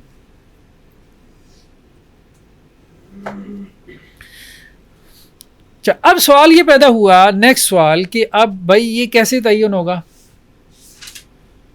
کہ اس کو غلام بنانا ہے, اس کو وہاں لگانا ہے, اور یہ فلسفی بن سکتا ہے. اچھا, اس کے ہاں ایک عجیب آئیڈیا ہے. اب پتہ نہیں یہ کانسیپٹ یہ وہی سے آیا ہے, لگتا ہے یہ کانسیپٹ وہی سے آیا ہے. لاسٹ ٹائم ہم نے ایک ڈسکشن کی تھی نا, ڈسکشن ہم نے یہ کی تھی کہ یہ دو پیرالل نظام ہیں ہدایت کی جو اللہ نے جاری کی ہیں, ایک پیغمبروں کے ذریعے اور ایک حکماء کے ذریعے. ایک تو یہ رائے ہے, اور دوسری یہ ہے کہ نہیں, حکماء کے ہاں جو حکمت ملتی ہے نا, یہ اصل میں وہی کی بچی کچی حکمت ہے جو ان تک پہنچی ہے اور ان کے فلسفوں میں ظاہر ہوئی ہے. ٹھیک ہے, وہ ہمیں سقراط کے ہاں بھی کچھ ملتی ہے, افلاطون کے ہاں بھی ملے گی, اور بھی لوگوں میں ملے گی. وہ وہی کے باقیات ہیں, یہ زیادہ بہتر معلوم ہوتا ہے, واللہ اعلم. خیر بہرحال یہ کہتا ہے کہ بیسیکلی انسان جب پیدا ہوتا ہے تو تین طرح کے ہوتا ہے. ایک وہ جو سلور سول لے کے آتا ہے, سلور سول مطلب روح, یعنی اس کی روح چاندی کی ہے, چاندی کی جیسی ہے. اور کچھ بچے ایسے پیدا ہوتے ہیں کہ جو آپ کہہ لیں کہ جی میٹل کی روح لے کے آتے ہیں, ٹھیک ہے, یا تانبے کی سول لے کے آتے ہیں. اور کچھ بچے جب پیدا ہوتے ہیں تو وہ گولڈ کی سول لے کے آتے ہیں, یعنی سونے کی روح ہوتی ہے ان کی, یا براؤن سول کہہ لیں, ٹھیک ہے, گولڈن سول. تو وہ گویا یہ کہہ رہا ہے کہ پیدائشی طور پہ بچے مختلف ہوتے ہیں, کچھ براؤن سول کے ساتھ پیدا ہو رہے ہیں, کچھ سلور سول کے ساتھ, اور کچھ تانبے کی سول کے ساتھ. جیسے ایک حدیث میں آتا ہے نا کہ انسان کیا ہیں, معادن ہے, کمعادن الذہب والفضہ, جیسا کہ سونے اور چاندی کی کیا ہیں, کانیں ہیں. ٹھیک ہے, تو سونے کی کان سے کیا نکلے گا؟ سونا نکلے گا، چاندی تو نہیں نکلے گی. چاندی کی کان سے چاندی نکلے گی. یہ وہی بات اس نے کی ہے کہ پیدائشی طور پہ جو ہے وہ انسان مختلف قسم کی سولز لے کے پیدا ہوتا ہے.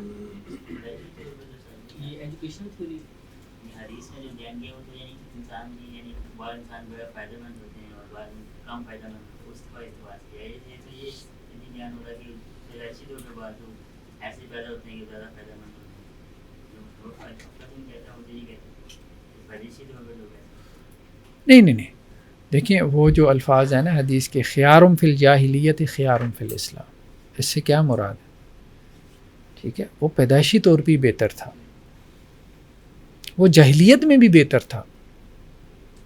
ٹھیک ہے، ابو جہل جو ہے وہ بہادر تھا، جاہلیت میں بھی بہادر ہی تھا.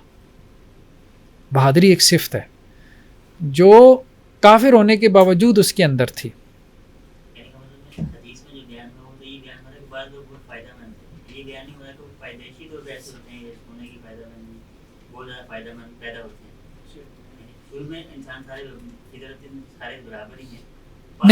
نہیں یہ نہیں ہے، حدیث کا یہ معنی نہیں ہے. ہاں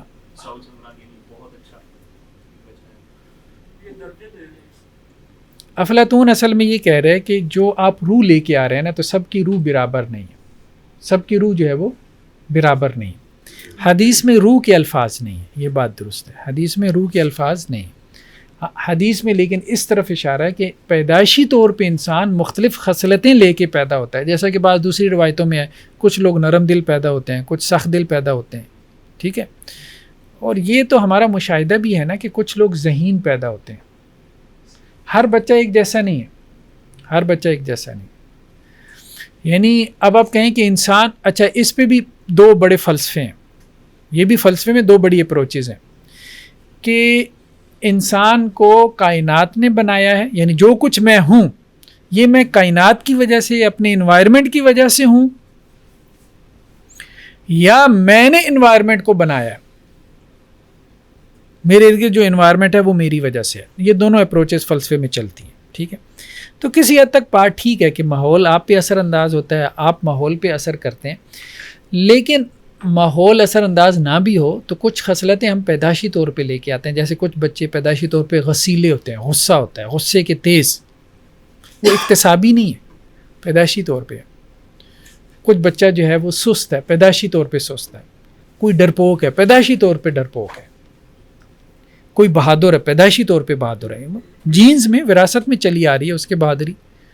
یہ ہے جی، کسی حد تک آپ اس کو پالش کر سکتے ہیں. دیکھیے چاندی کے برتن آپ پالش تو کر سکتے ہیں نا، لیکن رہے گی چاندی، چمک جائے گی، رہے گی چاندی، سونا نہیں بنے گی.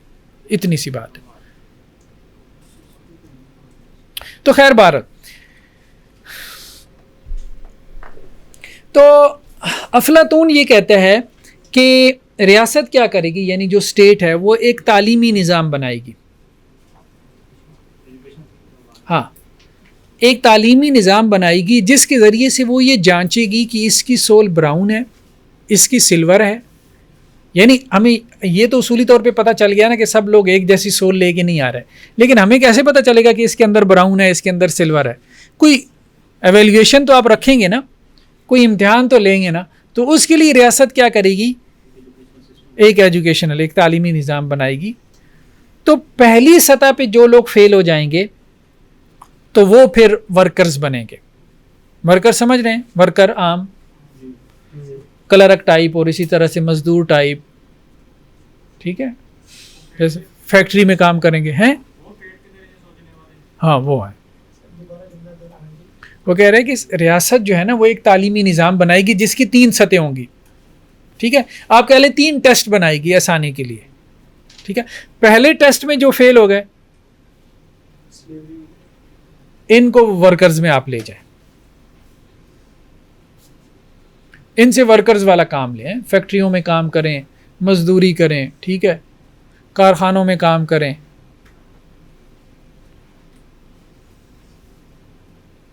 جسے ہم لیبر کہتے ہیں. لیبر ذرا ایک وسیع ٹرم ہے، اصطلاح ہے. پھر اس کے اوپر دوسری سطح کا امتحان ہے، جنہوں نے پاس کر لیا پھر دوسری سطح کا امتحان ہے، تو ان کو آپ کس میں لے جائیں؟ سولجرز میں. یہ امتحان بھی آپ ڈیزائن کریں گے بڑی سمجھداری کے ساتھ ہیں، جس میں ان کی جبلتیں ٹیسٹ کریں گے آپ، جس میں ان کے آپ ایموشنز جذبات کا لیول ٹیسٹ کریں گے، جس میں آپ اس کی عقل کو ٹیسٹ کریں گے. یعنی آپ اس طرح سے ٹیسٹ بنائیں گے جس سے آپ کو پتہ چلے کہ اس کے اندر جبلت غالب ہے، اس کے اندر ایموشن غالب ہے، اور اس کے اندر عقل غالب ہے. ٹھیک ہے، ہاں یہ ایجوکیشن سسٹم کا مقصد ہی ہوگا. تیسری سطح کے لوگ جو ہے نا، جو تیسرا ٹیسٹ پاس کر جائیں گے، وہ پھر کیا بنیں گے؟ فلسفی بنیں گے. وہ فلسفی بنیں گے اور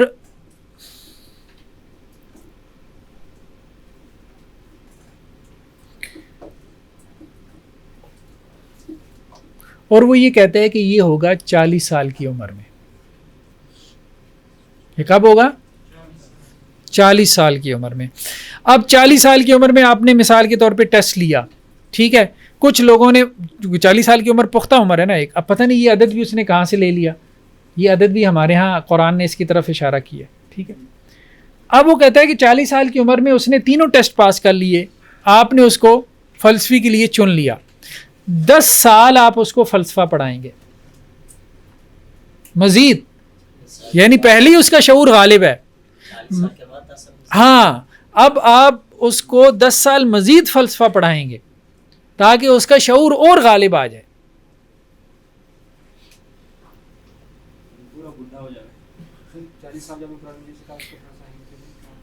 ولما ہے نا قرآن میں آیت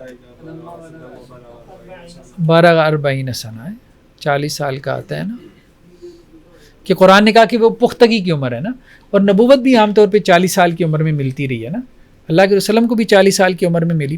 اچھا یہ جو کہتے ہیں نا، یہ اب ہم جو اس کو فلسفہ وغیرہ پڑھائیں گے اور 40 سال کے بعد وہ یہ کہتا ہے کہ ہم کیا کریں گے، اس فلسفی کو ہم فیلڈ میں بھیجیں گے. کیا کریں گے؟ فیلڈ میں بھیجیں گے، اور اس کو ہم پہلے تو مزدوروں میں بھیجیں گے اور کہیں گے بھائی یہ ہجوم ہے، اس ہجوم کو ذرا قابو کر کے دکھاؤ، تلوار سے نہیں ذہانت سے، اور ہم اسے مشکل سے مشکل ہجوم دیں گے جس کو اس نے قابو کرنا ہے. پھر ہم اس کو سولجرز میں بھیجیں گے جن کے اوپر جذبات غالب ہیں، ان کے جذبات پھٹ رہے ہیں، اور اسے جا کے کہیں گے کہ ان کو جا کے کنٹرول کرو، اور اپنے دماغ سے، تلوار نہیں، دماغ سے. تو جب فیلڈ میں اتار کے ہم اس سے مزدور بھی کنٹرول کروا لیں گے، ورکرز بھی، اور ہم اس سے جو ہے وہ جذباتی اور سولجرز بھی کنٹرول کروا لیں گے، اور 10 سال تک ہم اس سے یہ کام کروائیں گے، تو اب کتنے سال کا ہو گیا؟ نہیں 50 سال کا ہو گیا. یہ 40 کے بعد ہی یہ کام کرے گا نا.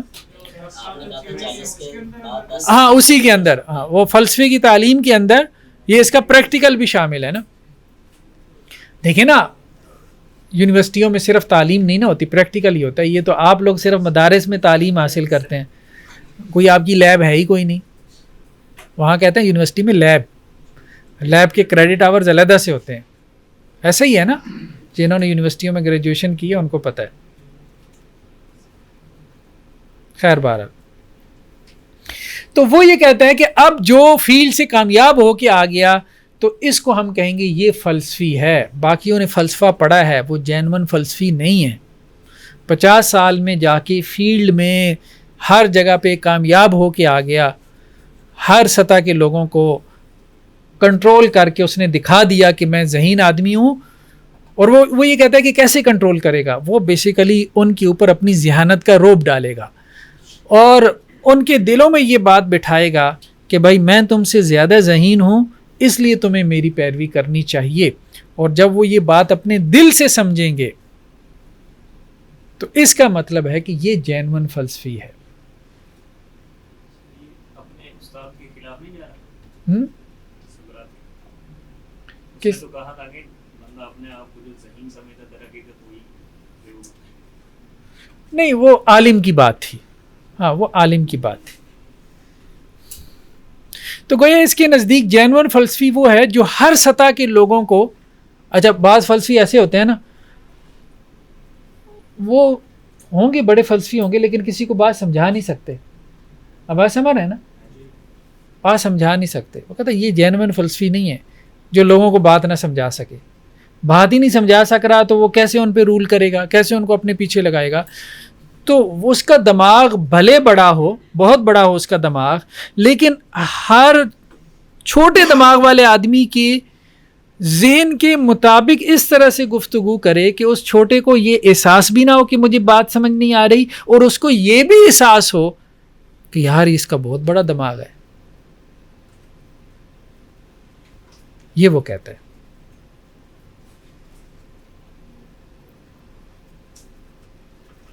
اچھا, یہاں سے اس کی اگلی تھیری نکلتی ہے, تھیری آف نالج. بس اب اس کو تھوڑا سا سمرائز کرتے ہیں. تھیری آف نالج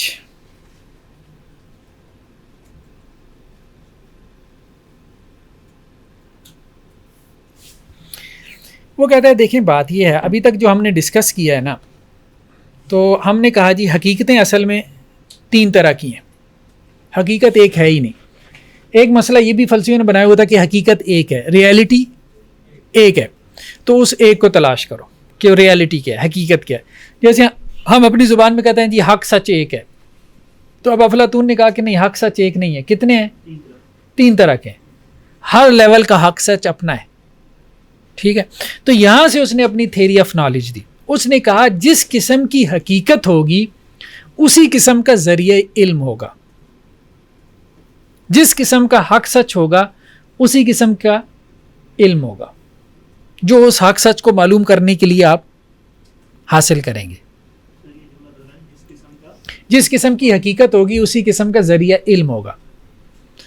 یعنی جس طرح کی ریئلٹی ہے اسی طرح کا نالج ہوگا.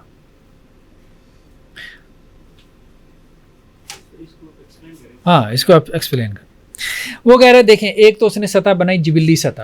ٹھیک ہے, اس نے کہا جی مثال کے طور پہ ایک سلیو ہے, غلام ہے, یہ جبلت کی سطح پہ سوچ رہا ہے, یہ کبھی دماغی سطح پہ جا کے سوچ ہی نہیں سکتا بیچارہ. ایک مزدور جو ہے اس کے ذہن میں فلسفہ آ سکتا ہے؟ ریڑھی لگانے والے کے ذہن میں آ سکتا ہے؟ نہیں آ سکتا نا. ٹھیک, وہ جبلت کی سطح پہ سوچے گا, اسے یہ بات سمجھ میں آئے کہ بھائی سیلاب آ گیا, ٹھیک ہے, نقصان بڑا ہو گیا. یہ ساری کون سی سطح ہے؟ جبلت کی سطح ہے. ٹھیک ہے, کیونکہ وہ جبلت کی سطح پہ زندگی گزار ہے, تو جبلت کی سطح کی جتنی باتیں ہوں گی وہ اس کو سمجھ میں آئیں گی. مہنگائی ہو گئی ہے, پیٹرول مہنگا ہو گیا ہے, ٹھیک ہے, یہ ساری باتیں اس کو سمجھ میں آئیں گی. لیکن کوئی فلسفہ آپ اس کو سمجھانا شروع کر دیں, افلاطون, سقراط, ٹھیک ہے, نہیں سمجھ میں آئے گی. تو وہ یہ کہتا ہے کہ اب چونکہ یہ بندہ جبلت کی سطح پہ زندگی گزار رہا ہے, تو اس کا سورس آف نالج کیا ہے؟ یہ اپنا علم کہاں سے حاصل کر رہا ہے؟ جبلت سے. جبلت سے, کیونکہ یہ جبلت کی سطح پہ زندگی گزار ہے تو اس کا سارا علم اس کی جبلتوں سے پروڈیوس ہو رہا ہے. ٹھیک ہے,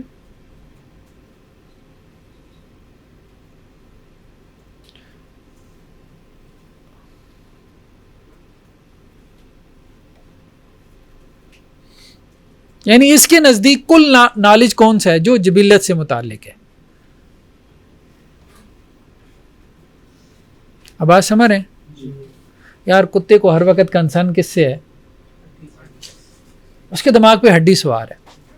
ہڈی کے علاوہ کوئی اور بات کریں گے اس کو سمجھ آئے گی؟ ٹھیک ہے, تو جس کے اوپر تو خواہش سوار ہے تو اسے خواہش کے علاوہ کوئی لیکچر دیں گے, کوئی سمجھ آئے گی؟ اس اوپر کی بات, کیونکہ وہ زندگی ہی جبلت کی سطح پہ, خواہشات کی سطح پہ گزار ہے. تو اس کی جتنا بھی سورس آف نالج ہے وہ سارا کیا ہے؟ خواہشات ہے. اب مثال کے طور پہ اب ماڈرن لائف میں ذرا اس کو نا اپلائی کیا کریں. یہ جو ہم چیزیں پڑھ رہے ہیں نا اس کو اپلائی کیا کریں, پھر چیزیں کھلتی ہیں, ان کی افادیت معلوم ہوتی ہے. ہمارے ہاں اکثر سوسائٹی افلاطون کے فلسفے کے مطابق آپ دیکھیں گے جبلت کی سطح پہ زندگی گزاری ہے. مثال کے طور پہ ایک بڑی جبلت کیا ہے؟ بس خوش ہونا چاہیے, مجھے کیا ہے؟ خوشی چاہیے. ٹھیک ہے, اس خوشی کے لیے جو ہے اب سوشل میڈیا پہ دیکھیں چھوٹے چھوٹے کلپس وائرل ہو رہے ہیں. وہ آج کل وہ ریلز کا ایک چل پڑا ہے 15-20 سیکنڈ کا ہے. اس سب کچھ کے پیچھے کیا ہے؟ ہر دوسرا بندہ بھانڈ میراثی بنا ہوا ہے. ٹھیک ہے, خوشی تو خیر جبلت کی سطح ہے کہ انسان اپنے آپ کو خوش دیکھنا چاہتا ہے، ٹھیک ہے، کسی حد تک اس میں جذبات کا پہلو بھی آ جاتا ہے.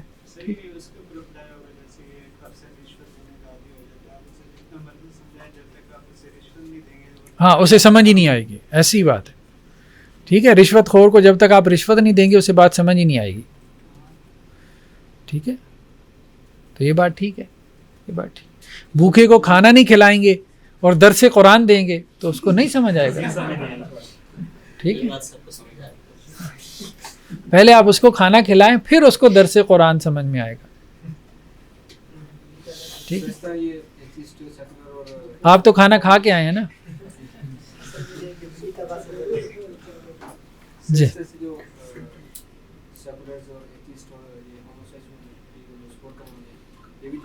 ہاں جبلی، بالکل ایسے جبلت کی سطح پہ. دوسرا اس نے کہا سپاہی ہے. سپاہی کا جو سورس آف نالج ہے وہ کیا ہے؟ سپاہی کا جو سورس آف نالج ہے وہ حواس خمسہ ہے یا جذبات ہیں، حواس خمسہ ہیں.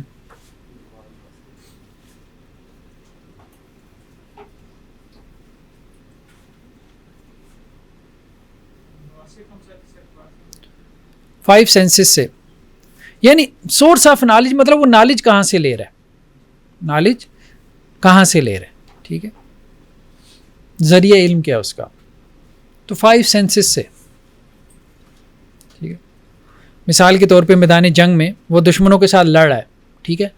اب اس نے کہ جی یار میں نے جنگی چال چلنی ہے. اب یہ جنگی چال کس بنیاد پہ چلے گا؟ آبزرویشن، مشاہدہ، ٹھیک ہے. حواس خمسہ اس کے سارے کام کر رہے ہوں گے نا.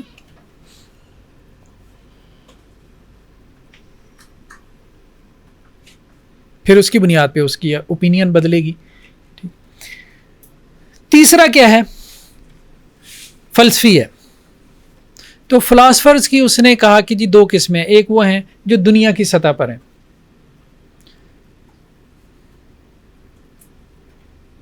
تو فلسفے میں اصل میں جو ذریعہ علم ہوتا ہے وہ عقل ہوتی ہے. یعنی وہ کہہ رہا ہے کہ یہ اعلیٰ ذریعہ علم ہے.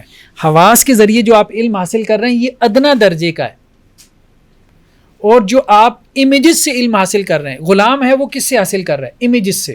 امیج ہے یہ وہ فلاں، یعنی اس کے نزدیک بس سیب ہے، بس سیب کی اس سے زیادہ کوئی حقیقت نہیں ہے. لیکن ایک فلسفی جب سیب کو دیکھے گا تو اس کے نزدیک سیب کھانے کی چیز کے علاوہ بھی کچھ ہے، ٹھیک ہے. ہاں مطلب نیچے گرے گا تو اس سے گریوٹی معلوم ہوگی، اس سے پتہ ہے اس کے اندر بیج ہے، اس بیج سے ایک پوری فصل اگائی جا سکتی ہے، ٹھیک ہے. وہ اور طرح سے سوچے گا. وہ یہ بھی سوچے گا کہ اچھا سیب کا مقصد کیا ہے، اور سیب میں سب سے اہم چیز کیا ہے، کہے گا اس کا بیج سب سے اہم ہے. غلام کیا سوچے گا؟ وہ کہے گا بھائی سیب میں سب سے اہم کیا ہوگا؟ بیج تو پھینکنے کی چیز ہے، وہ تو سب سے پہلے بیج نکال کے پھینکے گا. فلسفی کہے گا کہ نہیں، سب سے اہم تو بیج ہے، بیج نہیں ہوگا تو اگلا سیب کیسے پیدا ہوگا. اب آپ سمجھ رہے ہیں؟ تو دونوں کا انداز بالکل ڈیفرنٹ ہوگا سوچنے کا. جو غلام ہے وہ جبلت کی سطح پہ سوچ رہا ہے، وہ اپنی خواہش کی سطح پہ سوچ رہا ہے، تو اس کے لیے سیب جو ہے وہ ایک مطلب آپ یوں کہہ لیں ایک چیز ہے، بس آبجیکٹ ہے، ٹھیک ہے. فلسفی مقصدیت کے اوپر سوچ رہا ہے، وہ عقل سے سوچ رہا ہے، اس لیے وہ کہہ رہا ہے اس کا درجہ اعلیٰ ہے. اس کا درجہ جو ہے وہ اس سے بھی اعلیٰ ہے، سولجر سے جو حواس خمسہ سے سوچ رہا ہے اس سے بھی اعلیٰ ہے. پھر اس نے کہا فلسفی دو قسم کے ہیں، ایک وہ جو صرف دنیا کا سوچتے ہیں، اس دنیا کا، جیسے میتھس والے ہیں. میتھس والے ایبسٹریکشن میں چلے جاتے ہیں نا، میتھس میں تو عقل ہی ہوتی ہے نا ساری، جو جتنے آپ کے فارمولاز ہوتے ہیں، ٹھیک ہے. دوسرا جو ہے وہ اس نے کہا جو اس دنیا سے اوپر اٹھ کے سوچنے والے ہیں. نہیں وہ آخرت کا تصور نہیں تھا، آخرت. تو وہ کہہ رہا ہے کہ یہ جو دنیا میں سوچتے ہیں نا ایبسٹریکشن میں جا کے عقلی سطح پہ، یہ پیور ریشنل نہیں ہے. پیور ریشنل وہ ہے جو اس دنیا سے اٹھ کے سوچتا ہے، کیونکہ یہ میٹیریل ورلڈ ہے. یہ دنیا کیا ہے؟ یہ میٹیریل، یہ مادی دنیا ہے، ٹھیک ہے. یہ حقیقی دنیا نہیں ہے. یہاں سے اس نے اپنی تھیوری آف ریالٹی کو جنریٹ کیا، تھیوری آف نالج سے پھر اس نے تھیوری آف ریالٹی کو جنریٹ کیا کہ ریالٹی کیا ہے. اب میں تمہیں بتاتا ہوں کہ ریالٹی کیا ہے، حقیقت کیا ہے. وہی جو سوال تھا نا، جسے ہم اپنی زبان میں کہتے ہیں حق کیا ہے، سچ کیا ہے. تو اب وہ کہتا ہے کہ سچ آپ سننا چاہتے ہو تو وہ یہ ہے کہ یہ جو سب کچھ نظر آ رہا ہے یہ سچ نہیں ہے. ٹھیک ہے, سچ کسی اور دنیا میں موجود ہے, اور اس دنیا تک آپ حواس خمسہ کے ذریعے نہیں پہنچ سکتے, عقل کے ذریعے پہنچ سکتے ہیں. وہ سچ جو دوسری دنیا میں موجود ہے وہ آپ عقل سے معلوم کر سکتے ہیں. حواس اس طرح تو اس نے سائنس والوں کو رگڑا لگا دیا نا بالکل. اس نے کہا یہاں کیا ڈھونڈی جا رہے ہو, یہاں تو کچھ بھی نہیں ہے. ہاں اب آپ سمجھے اس کا بیسیکلی اس کا جو ہے اس کو کہتے ہیں ورلڈ آف آئیڈیاز. اس نے کہا دنیایں دو ہیں, ایک دنیا یہ میٹیریل ورلڈ اور ایک ہے خیالات کی دنیا. وہ کہتے ہیں اس کی فزیکل ایگزسٹنس ہے.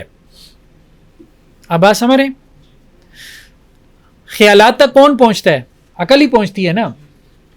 تو ایک کہتا ہے وہ ورلڈ آف آئیڈیاز. اب اچھا اس کو اور تھوڑا آسان کرتے ہیں, پھر ہم نا اس کو تھوڑا سا ٹیکنیکل کرتے ہیں. سر یہ پوائنٹ کلیئر نہیں ہوا کہ یہ جو تھیوری آف ریالٹی ہے یہ کس پوائنٹ سے اس نے نکالی ہے جا کے تھیوری آف نالج. بارے میں سوچتے ہیں وہ حقیقی ریشنل نہیں ہے. یہاں سے تھیوری آف نالج سے اس نے کہا نا کہ 3 سطح پہ ذرائع علم 3 ہیں. ٹھیک ہے, ذرائع علم کیا ہیں؟ 3 ہیں. 3 سطح پہ لوگ زندگی گزار رہے ہیں. ہر سطح کے لوگوں کا ذریعہ علم اپنا اپنا ہے. جو جبلی سطح پہ زندگی گزار رہا ہے اس کا اپنا ذریعہ علم ہے. ٹھیک ہے, وہ امیجز کو دیکھ رہا ہے, یہ وہ, اور جو اس کے ذریعے اس کو حاصل ہو رہا ہے اسی کو علم سمجھ رہا ہے, اسی کو ریالٹی سمجھ رہا ہے. ٹھیک ہے, جو ایموشنل لیول پہ زندگی گزار رہے ہیں ان کا اپنا ایک مین آف نالج ہے, ذریعہ علم ہے, حواس خمسہ 5 سینسز, اس سے جو ان کو علم حاصل ہو رہا ہے اسی کو وہ ریالٹی حقیقت سمجھ رہے ہیں. جو عقلی سطح پہ زندگی گزار رہا ہے اس کا اپنا ایک ذریعہ علم ہے اور وہ ہے ریشنل لیول. تو وہاں پہ جو ذریعہ علم ہے وہ عقل ہے, اس کا شعور ہے, اس کا کانشیسنس ہے. ٹھیک ہے, تو وہاں وہ عقل کے ذریعے سے, ریزن کے ذریعے سے کیا کر رہا ہے, ریالٹی تک پہنچنے کی کوشش کر رہا ہے.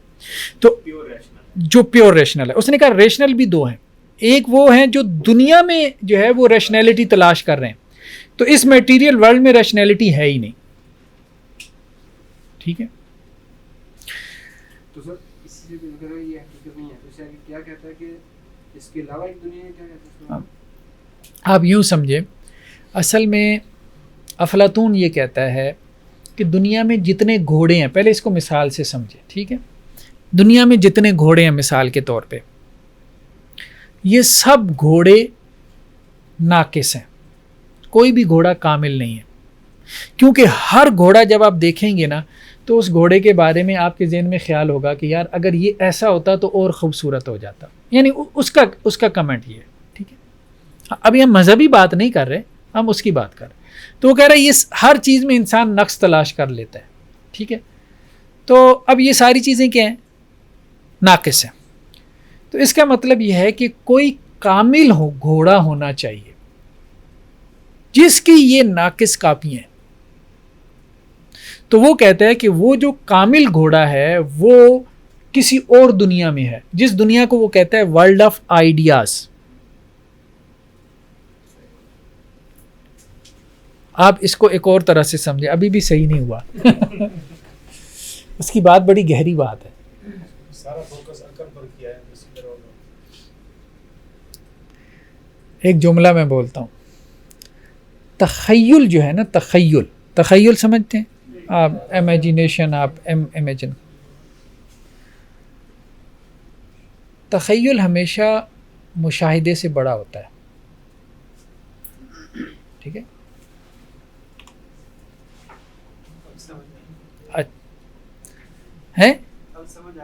سمجھ آ گئی. جس کو محبت کا تجربہ ہوا ہو نا اس کو بات اچھے سے سمجھ میں آئے گی. ٹھیک ہے, ایک ہے محبوب کا خیال اور ایک ہے محبوب کو آپ نے دیکھ لیا. تو خیال محبوب کا ہمیشہ اس محبوب سے بڑا ہوگا جس کو آپ نے دیکھا. اب بات سمجھ رہے ہیں کہ نہیں سمجھ رہے؟ یار اس کو ایک اور طرح سے سمجھاتا ہوں.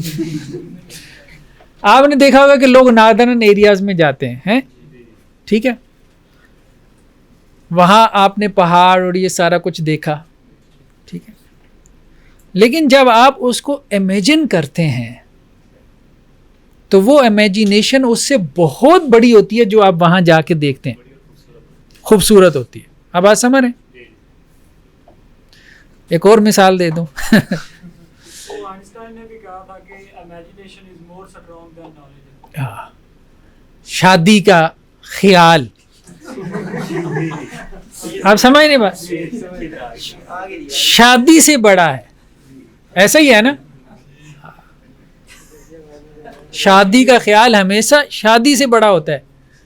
ٹھیک ہے, وہ مطلب کیا سوچتا ہے انسان ہونے والی بیوی کے بارے میں ہے, پتہ نہیں صبح میں اپنے بیڈ سے اٹھوں گا نہیں, میری دائیں طرف چائے کی پیالی پڑی ہوگی اور وہ آ کے میرے پاؤں دبا رہی ہوگی, میاں صاحب اٹھ جائیں, کیسے پیار سے مجھے پکار رہی ہوگی ہے. تو یہ امیجینیشن ہے نا.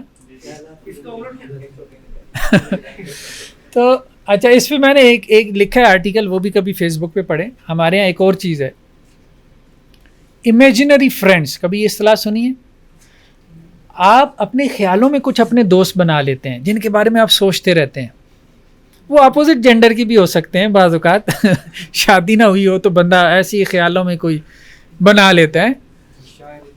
ہاں, جیسے شاعر کا جو خیال ہوتا ہے وہ کتنا پختہ ہوتا ہے. تو خیر بہرحال چلیں, ہم کسی اور طرف نہیں کر رہے, بات تو سمجھ میں آ گئی نا. تو وہ یہ کہہ رہا ہے کہ ورلڈ آف آئیڈیاز جو ہے, خیال جو ہے وہ ہمیشہ کمپلیٹ ہوتا ہے. خیال پہ تو کوئی باؤنڈری نہیں ہے نا, کوئی حدود نہیں ہے خیال کی. تو آپ خیال کو جیسا مرضی بنا لیں, ایسا ہی ہے نا. جتنا مرضی اس کو کامل کر لیں, جتنا مرضی اس کو بڑھا لیں. بات سمجھ رہے ہیں؟ ٹھیک ہے. کچھ نوجوانوں کی خیر اصلاح کے لیے ایک جملہ بول رہا ہوں. کوئی نوجوان مجھے کانٹیکٹ کرتے ہیں, کچھ زیادہ پریشان ہوتے ہیں اپنے جنسی مسائل سے. تو میں انہیں ایک جملہ کہتا ہوں, وہ اس سے ذرا لنک کر رہا ہے کہ سیکس جب دماغ پہ سوار ہو جائے نا, یہ انسان کی ایک جبلت ہے, ایک ضرورت ہے. جب تک یہ بایولوجیکل نیڈ ہے کوئی مسئلہ نہیں ہے. مسئلہ تو ہے لیکن بڑا مسئلہ نہیں ہے. جب یہ یہاں پہ آ جائے نا تو یہاں کوئی باؤنڈری نہیں ہے بھائی, یہاں کوئی باؤنڈری نہیں ہے. بھوک جب یہاں گھس جائے گی نا, یہ کبھی بھی نہیں بھرے گا, کبھی بھی نہیں بھرے گا. تو جبلت جب یہاں گھس جاتی ہے نا تو امیجینیشن کی کوئی باؤنڈری نہیں ہے, وہ باؤنڈ لیس ہے. پھر آپ کبھی مطمئن نہیں ہو پاتے. تو خیر, تو اچھا افلاطون کیا کہہ رہا ہے؟ افلاطون کی بات سمجھیں. وہ یہ کہہ رہا ہے کہ ورلڈ آف آئیڈیاز میں جا کے کوئی چیز کمپلیٹ ہوتی ہے. ٹھیک ہے, اس کا کہنے کا مقصد یہ ہے کہ ایک خیالی گھوڑا ہے. ایک گھوڑا کیا ہے؟ خیالی, جو ورلڈ آف آئیڈیاز میں ہے. یہ سب اس کی کاپیز ہیں. جیسے آپ کا اصل سرٹیفکیٹ ہوتا ہے, اوریجنل سرٹیفکیٹ, اس کی فوٹو کاپی ہوتی ہے. ٹھیک ہے, تو اوریجنل سرٹیفکیٹ کی فوٹو کاپی تو فوٹو کاپی ہے نا, اوریجنل تو نہیں ہے. لیکن وہ کاپی بھی بہرحال چونکہ اصل کی ہوتی ہے تو چل جاتی ہے. آپ یہ کہتے ہیں کہ یہ سرٹیفائڈ کاپی ہے, اٹیسٹڈ کاپی ہے, لیکن بہرحال اوریجنل نہیں ہے. یہی وہ کہتا ہے کہ اوریجنل چیز جو ریئل تھنگ ہے وہ کہاں پہ ہے؟ وہ خیال میں, تخیل میں, ورلڈ آف آئیڈیاز میں. خیالی جو گھوڑا ہے اصل میں وہ ہے. جیسے وہ یوں کہتا ہے, آپ یوں سمجھیں, بلکہ وہ کہتا ہے کہ نہیں کہتا, بھٹے پہ آپ نے دیکھا ہوگا مزدور اینٹیں بنا رہا ہوتا ہے, اس کے پاس ایک سانچہ ہے اینٹیں بنانے کا. اس میں وہ 1000 دفعہ مٹی ڈالے گا تو ہر مٹی اس میں کیا ہو جائے گی؟ ڈل جائے گی. تو یہ سانچہ کیا ہے؟ یہ اصل ہے. تو وہ کہتا ہے کہ اصل میں جو تخیل ہے وہ اصل میں وہ سانچہ ہے, جس سانچے کے اندر ڈھل کے ہم فوٹو کاپیاں یہاں پہ ظاہر ہوئی ہیں. ہم سب فوٹو کاپیز ہیں. ایک انسان کامل ہے, وہ انسان کامل تخیل میں ہے, باہر کوئی کامل نہیں ہے, باہر سارے ناقص ہیں. ٹھیک ہے, وہ صرف تخیل میں ہے. تو وہ ورلڈ آف آئیڈیاز میں ہے, ریئلٹی وہاں پہ ہے. اس انسان کامل تک کون پہنچے گا؟ فلسفی. کس ذریعے سے پہنچے گا؟ عقل کے ذریعے سے. وہ یہ طے کرے گا یہ انسان کامل ہوتا ہے اپنی امیجینیشن, اپنے تخیل کے ذریعے سے. پھر یہ جو کاپیاں ہیں ان کو اس کے مطابق ہونا چاہیے, جتنا ہو جائیں, لیکن رہیں گی یہ فوٹو کاپی. تو اس طرح سے اس نے 2 تصور دیے, ایک ورلڈ آف آئیڈیاز کا اور ایک اس میٹیریل ورلڈ کا. وہ یہ کہتا ہے اس میٹیریل ورلڈ کے پیچھے ایک دنیا ہے, ورلڈ آف آئیڈیاز ہے, خیالات کی دنیا ہے. چیزیں اصل میں ریئل جو ہے نا وہ وہاں پر موجود ہے, یہاں پہ سب ناقص ہے. اچھا افلاطون کی ایک اور بات آپ کو جی، یہ جو انہوں نے کہا کہ اس تک جو ہے نا فلسفی پہنچے گا، یعنی اس کا کیا مطلب ہے، کس طرح ہوگا؟ اس کی وجہ یہ ہے نا کہ وہ چونکہ ورلڈ آف آئیڈیاز ہے نا چیز، پہلے اس نے یہ آرگومنٹ ڈیولپ کیا، اسٹیبلش کیا کہ حقیقت ریالٹی کہاں پر ہے؟ آئیڈیا میں ہے، تخیل میں ہے. کیونکہ تخیل کو آپ جس طرح مرضی چاہیں کمپلیٹ کر سکتے ہو. یار تخیل میں دنیا بنا سکتے ہیں نا، جیسی مرضی بنائیں. تخیل میں جیسا مرضی گھر بنائیں، بنا سکتے ہیں نا. باہر جب بنانے لگیں گے تو بہت سے باؤنڈریز ہیں، کوئی کمیاں کوتاہیاں رہ جائیں گی. تخیل میں وہ ساری دور کر سکتے ہیں نا، آسانی کے لیے یوں کہہ سکتا ہوں. ٹھیک ہے، تو اب تخیل تک عقل ہی پہنچے گی. ٹھیک ہے، اور عقل کی سطح پہ زندگی کون گزار رہا ہے؟ فلسفی گزار رہا ہے. باقی سب تو جبلت کی سطح پہ لڑ رہے ہیں. ٹھیک،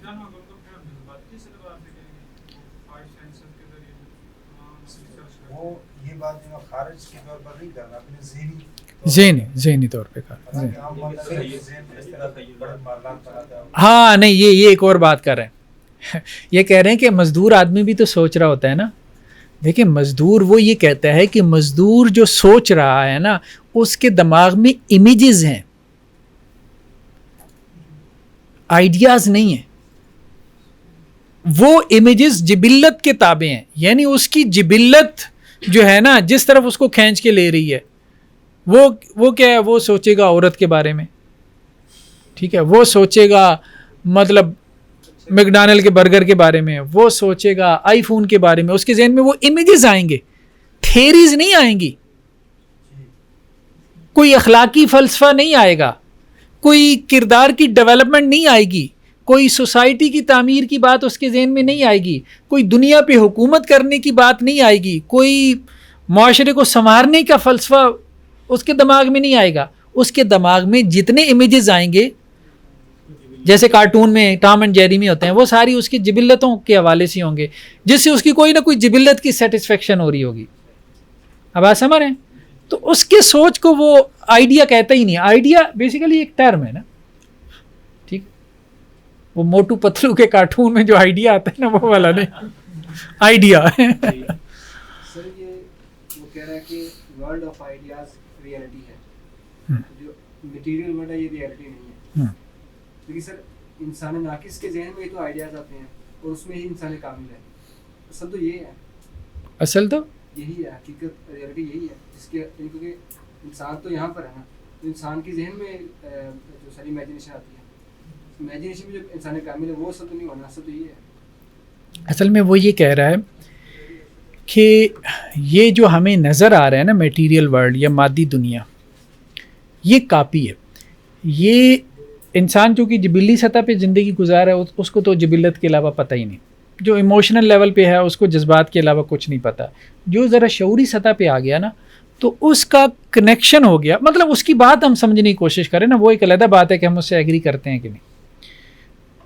جو شعوری سطح پہ زندگی گزار رہا ہوتا ہے اور ان میں سے بھی جو جینول فلسفی بن جاتا ہے 50 سال کی عمر میں جا کے، وہ پھر کیا کرتا ہے؟ ورلڈ آف آئیڈیا سے اس کا کنیکشن ہو جاتا ہے. جیسے سقراط کی مثالیں ہم نے پڑھی تھیں کہ لوگ غار میں تھے، بیڑیوں سے بند تھے، ایک باہر چلا گیا، اس نے روشنی دیکھ لی، وہ جب واپس آیا لوگوں نے یقین ہی نہیں کیا. تو وہ پھر اس قسم کی باتیں کرتے ہیں کہ وہ کچھ لوگوں کا جو اپنے شعور کو اس لیول پہ لے جاتے ہیں جہاں سے ان کو وہ جھلک پڑتی ہے. آپ اس کو ایک اور مثال سے اگر سمجھنا چاہیں، بعض اوقات پتہ نہیں آپ کے ساتھ یہ تجربہ ہوا کہ نہیں، میرے ساتھ ویسے یار یہ ہوتا ہے یا کچھ اور لوگوں کے ساتھ بھی ہوتا ہے کہ جب بعض اوقات آپ کسی مجلس میں بیٹھے ہو نا تو آپ کو لگتا ہے کہ شاید اس سے پہلے بھی کوئی ایسی مجلس لگی تھی. ہوتا ہے کہ نہیں ہوتا ہے؟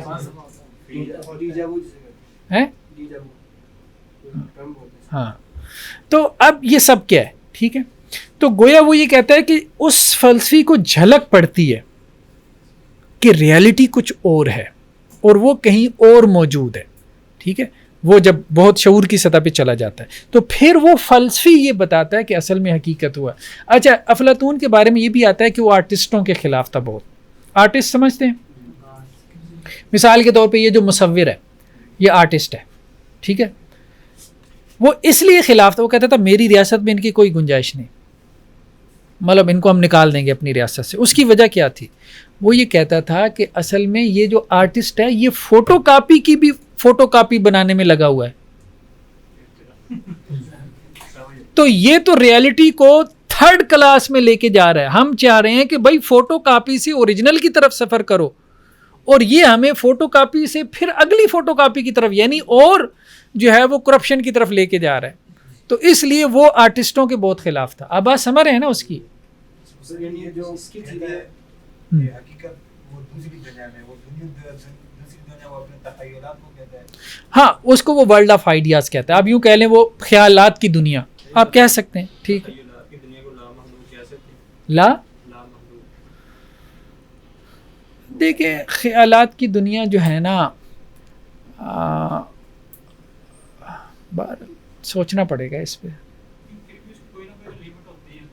جیسا ایک بندے کی ایک لمٹ ہے, دوسرے کی اس سے آگے. سوچنا پڑے گا اس پہ. جی یہ بات کرتا ہے کہ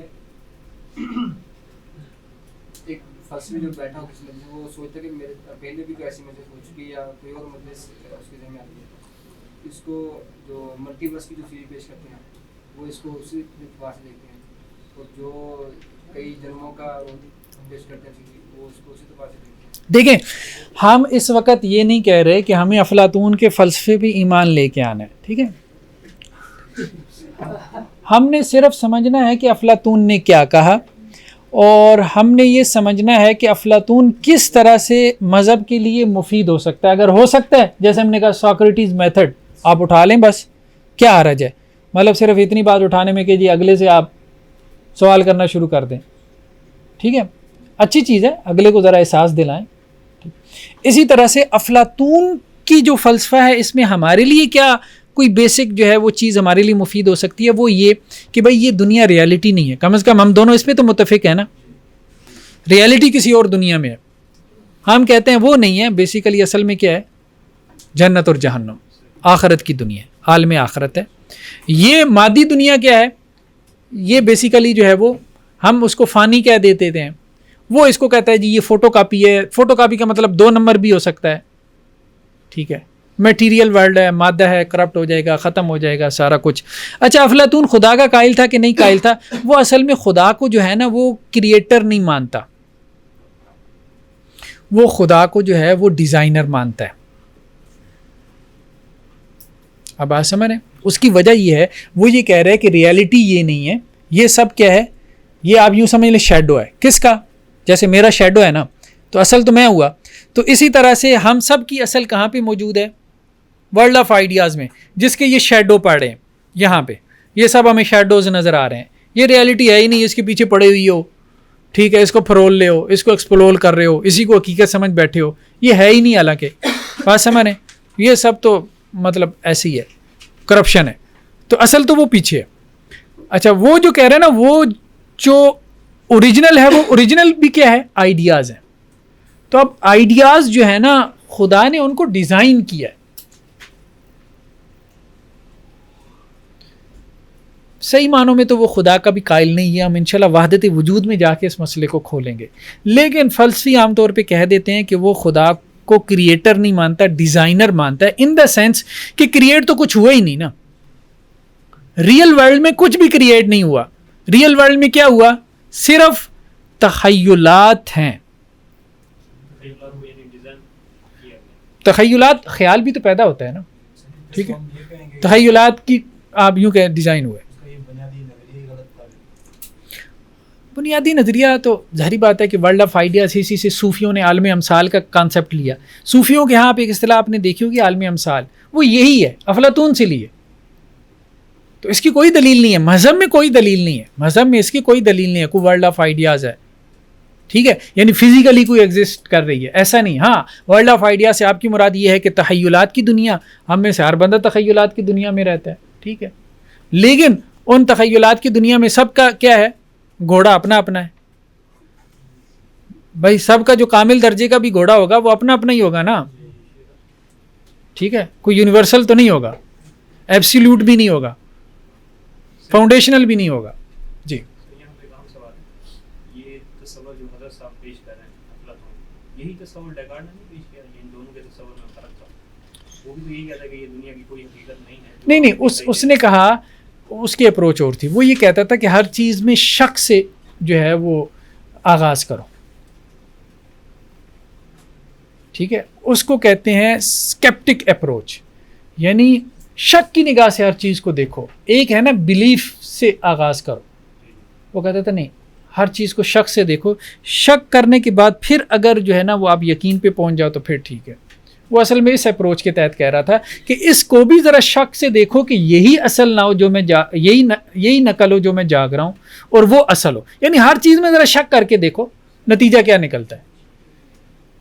معتزلہ نے بھی یہ اپروچ نکالی تھی، اسی کو فالو کیا تھا کہ ہر چیز کو شک سی نگاہ سے دیکھو. یعنی ہر چیز پہ آپ یوں کہہ لیں کویسچن کھڑا کر دو، خدا ہے کہ نہیں ہے. نہیں، بلیف تو یہ ہے نا کہ خدا ہے. ٹھیک ہے، شک کی اپروچ کیا ہے؟ یار خدا نہیں ہے، چلو اب لے کے چلو، اب ثابت کرو. آخرت نہیں ہے، اب ثابت. یہ شک کی جو ہے نا اپروچ ہوتی ہے. چلیں بہرحال آج کافی لمبی بات ہو گئی، آج کے لیے اتنا کافی ہے انشاءاللہ سے. سبحانک اللہم و بحمدک، نشہد ان لا الہ الا انت، نستغفرک و نتوب الیک. زندگی شعور سے، الحکمہ انٹرنیشنل.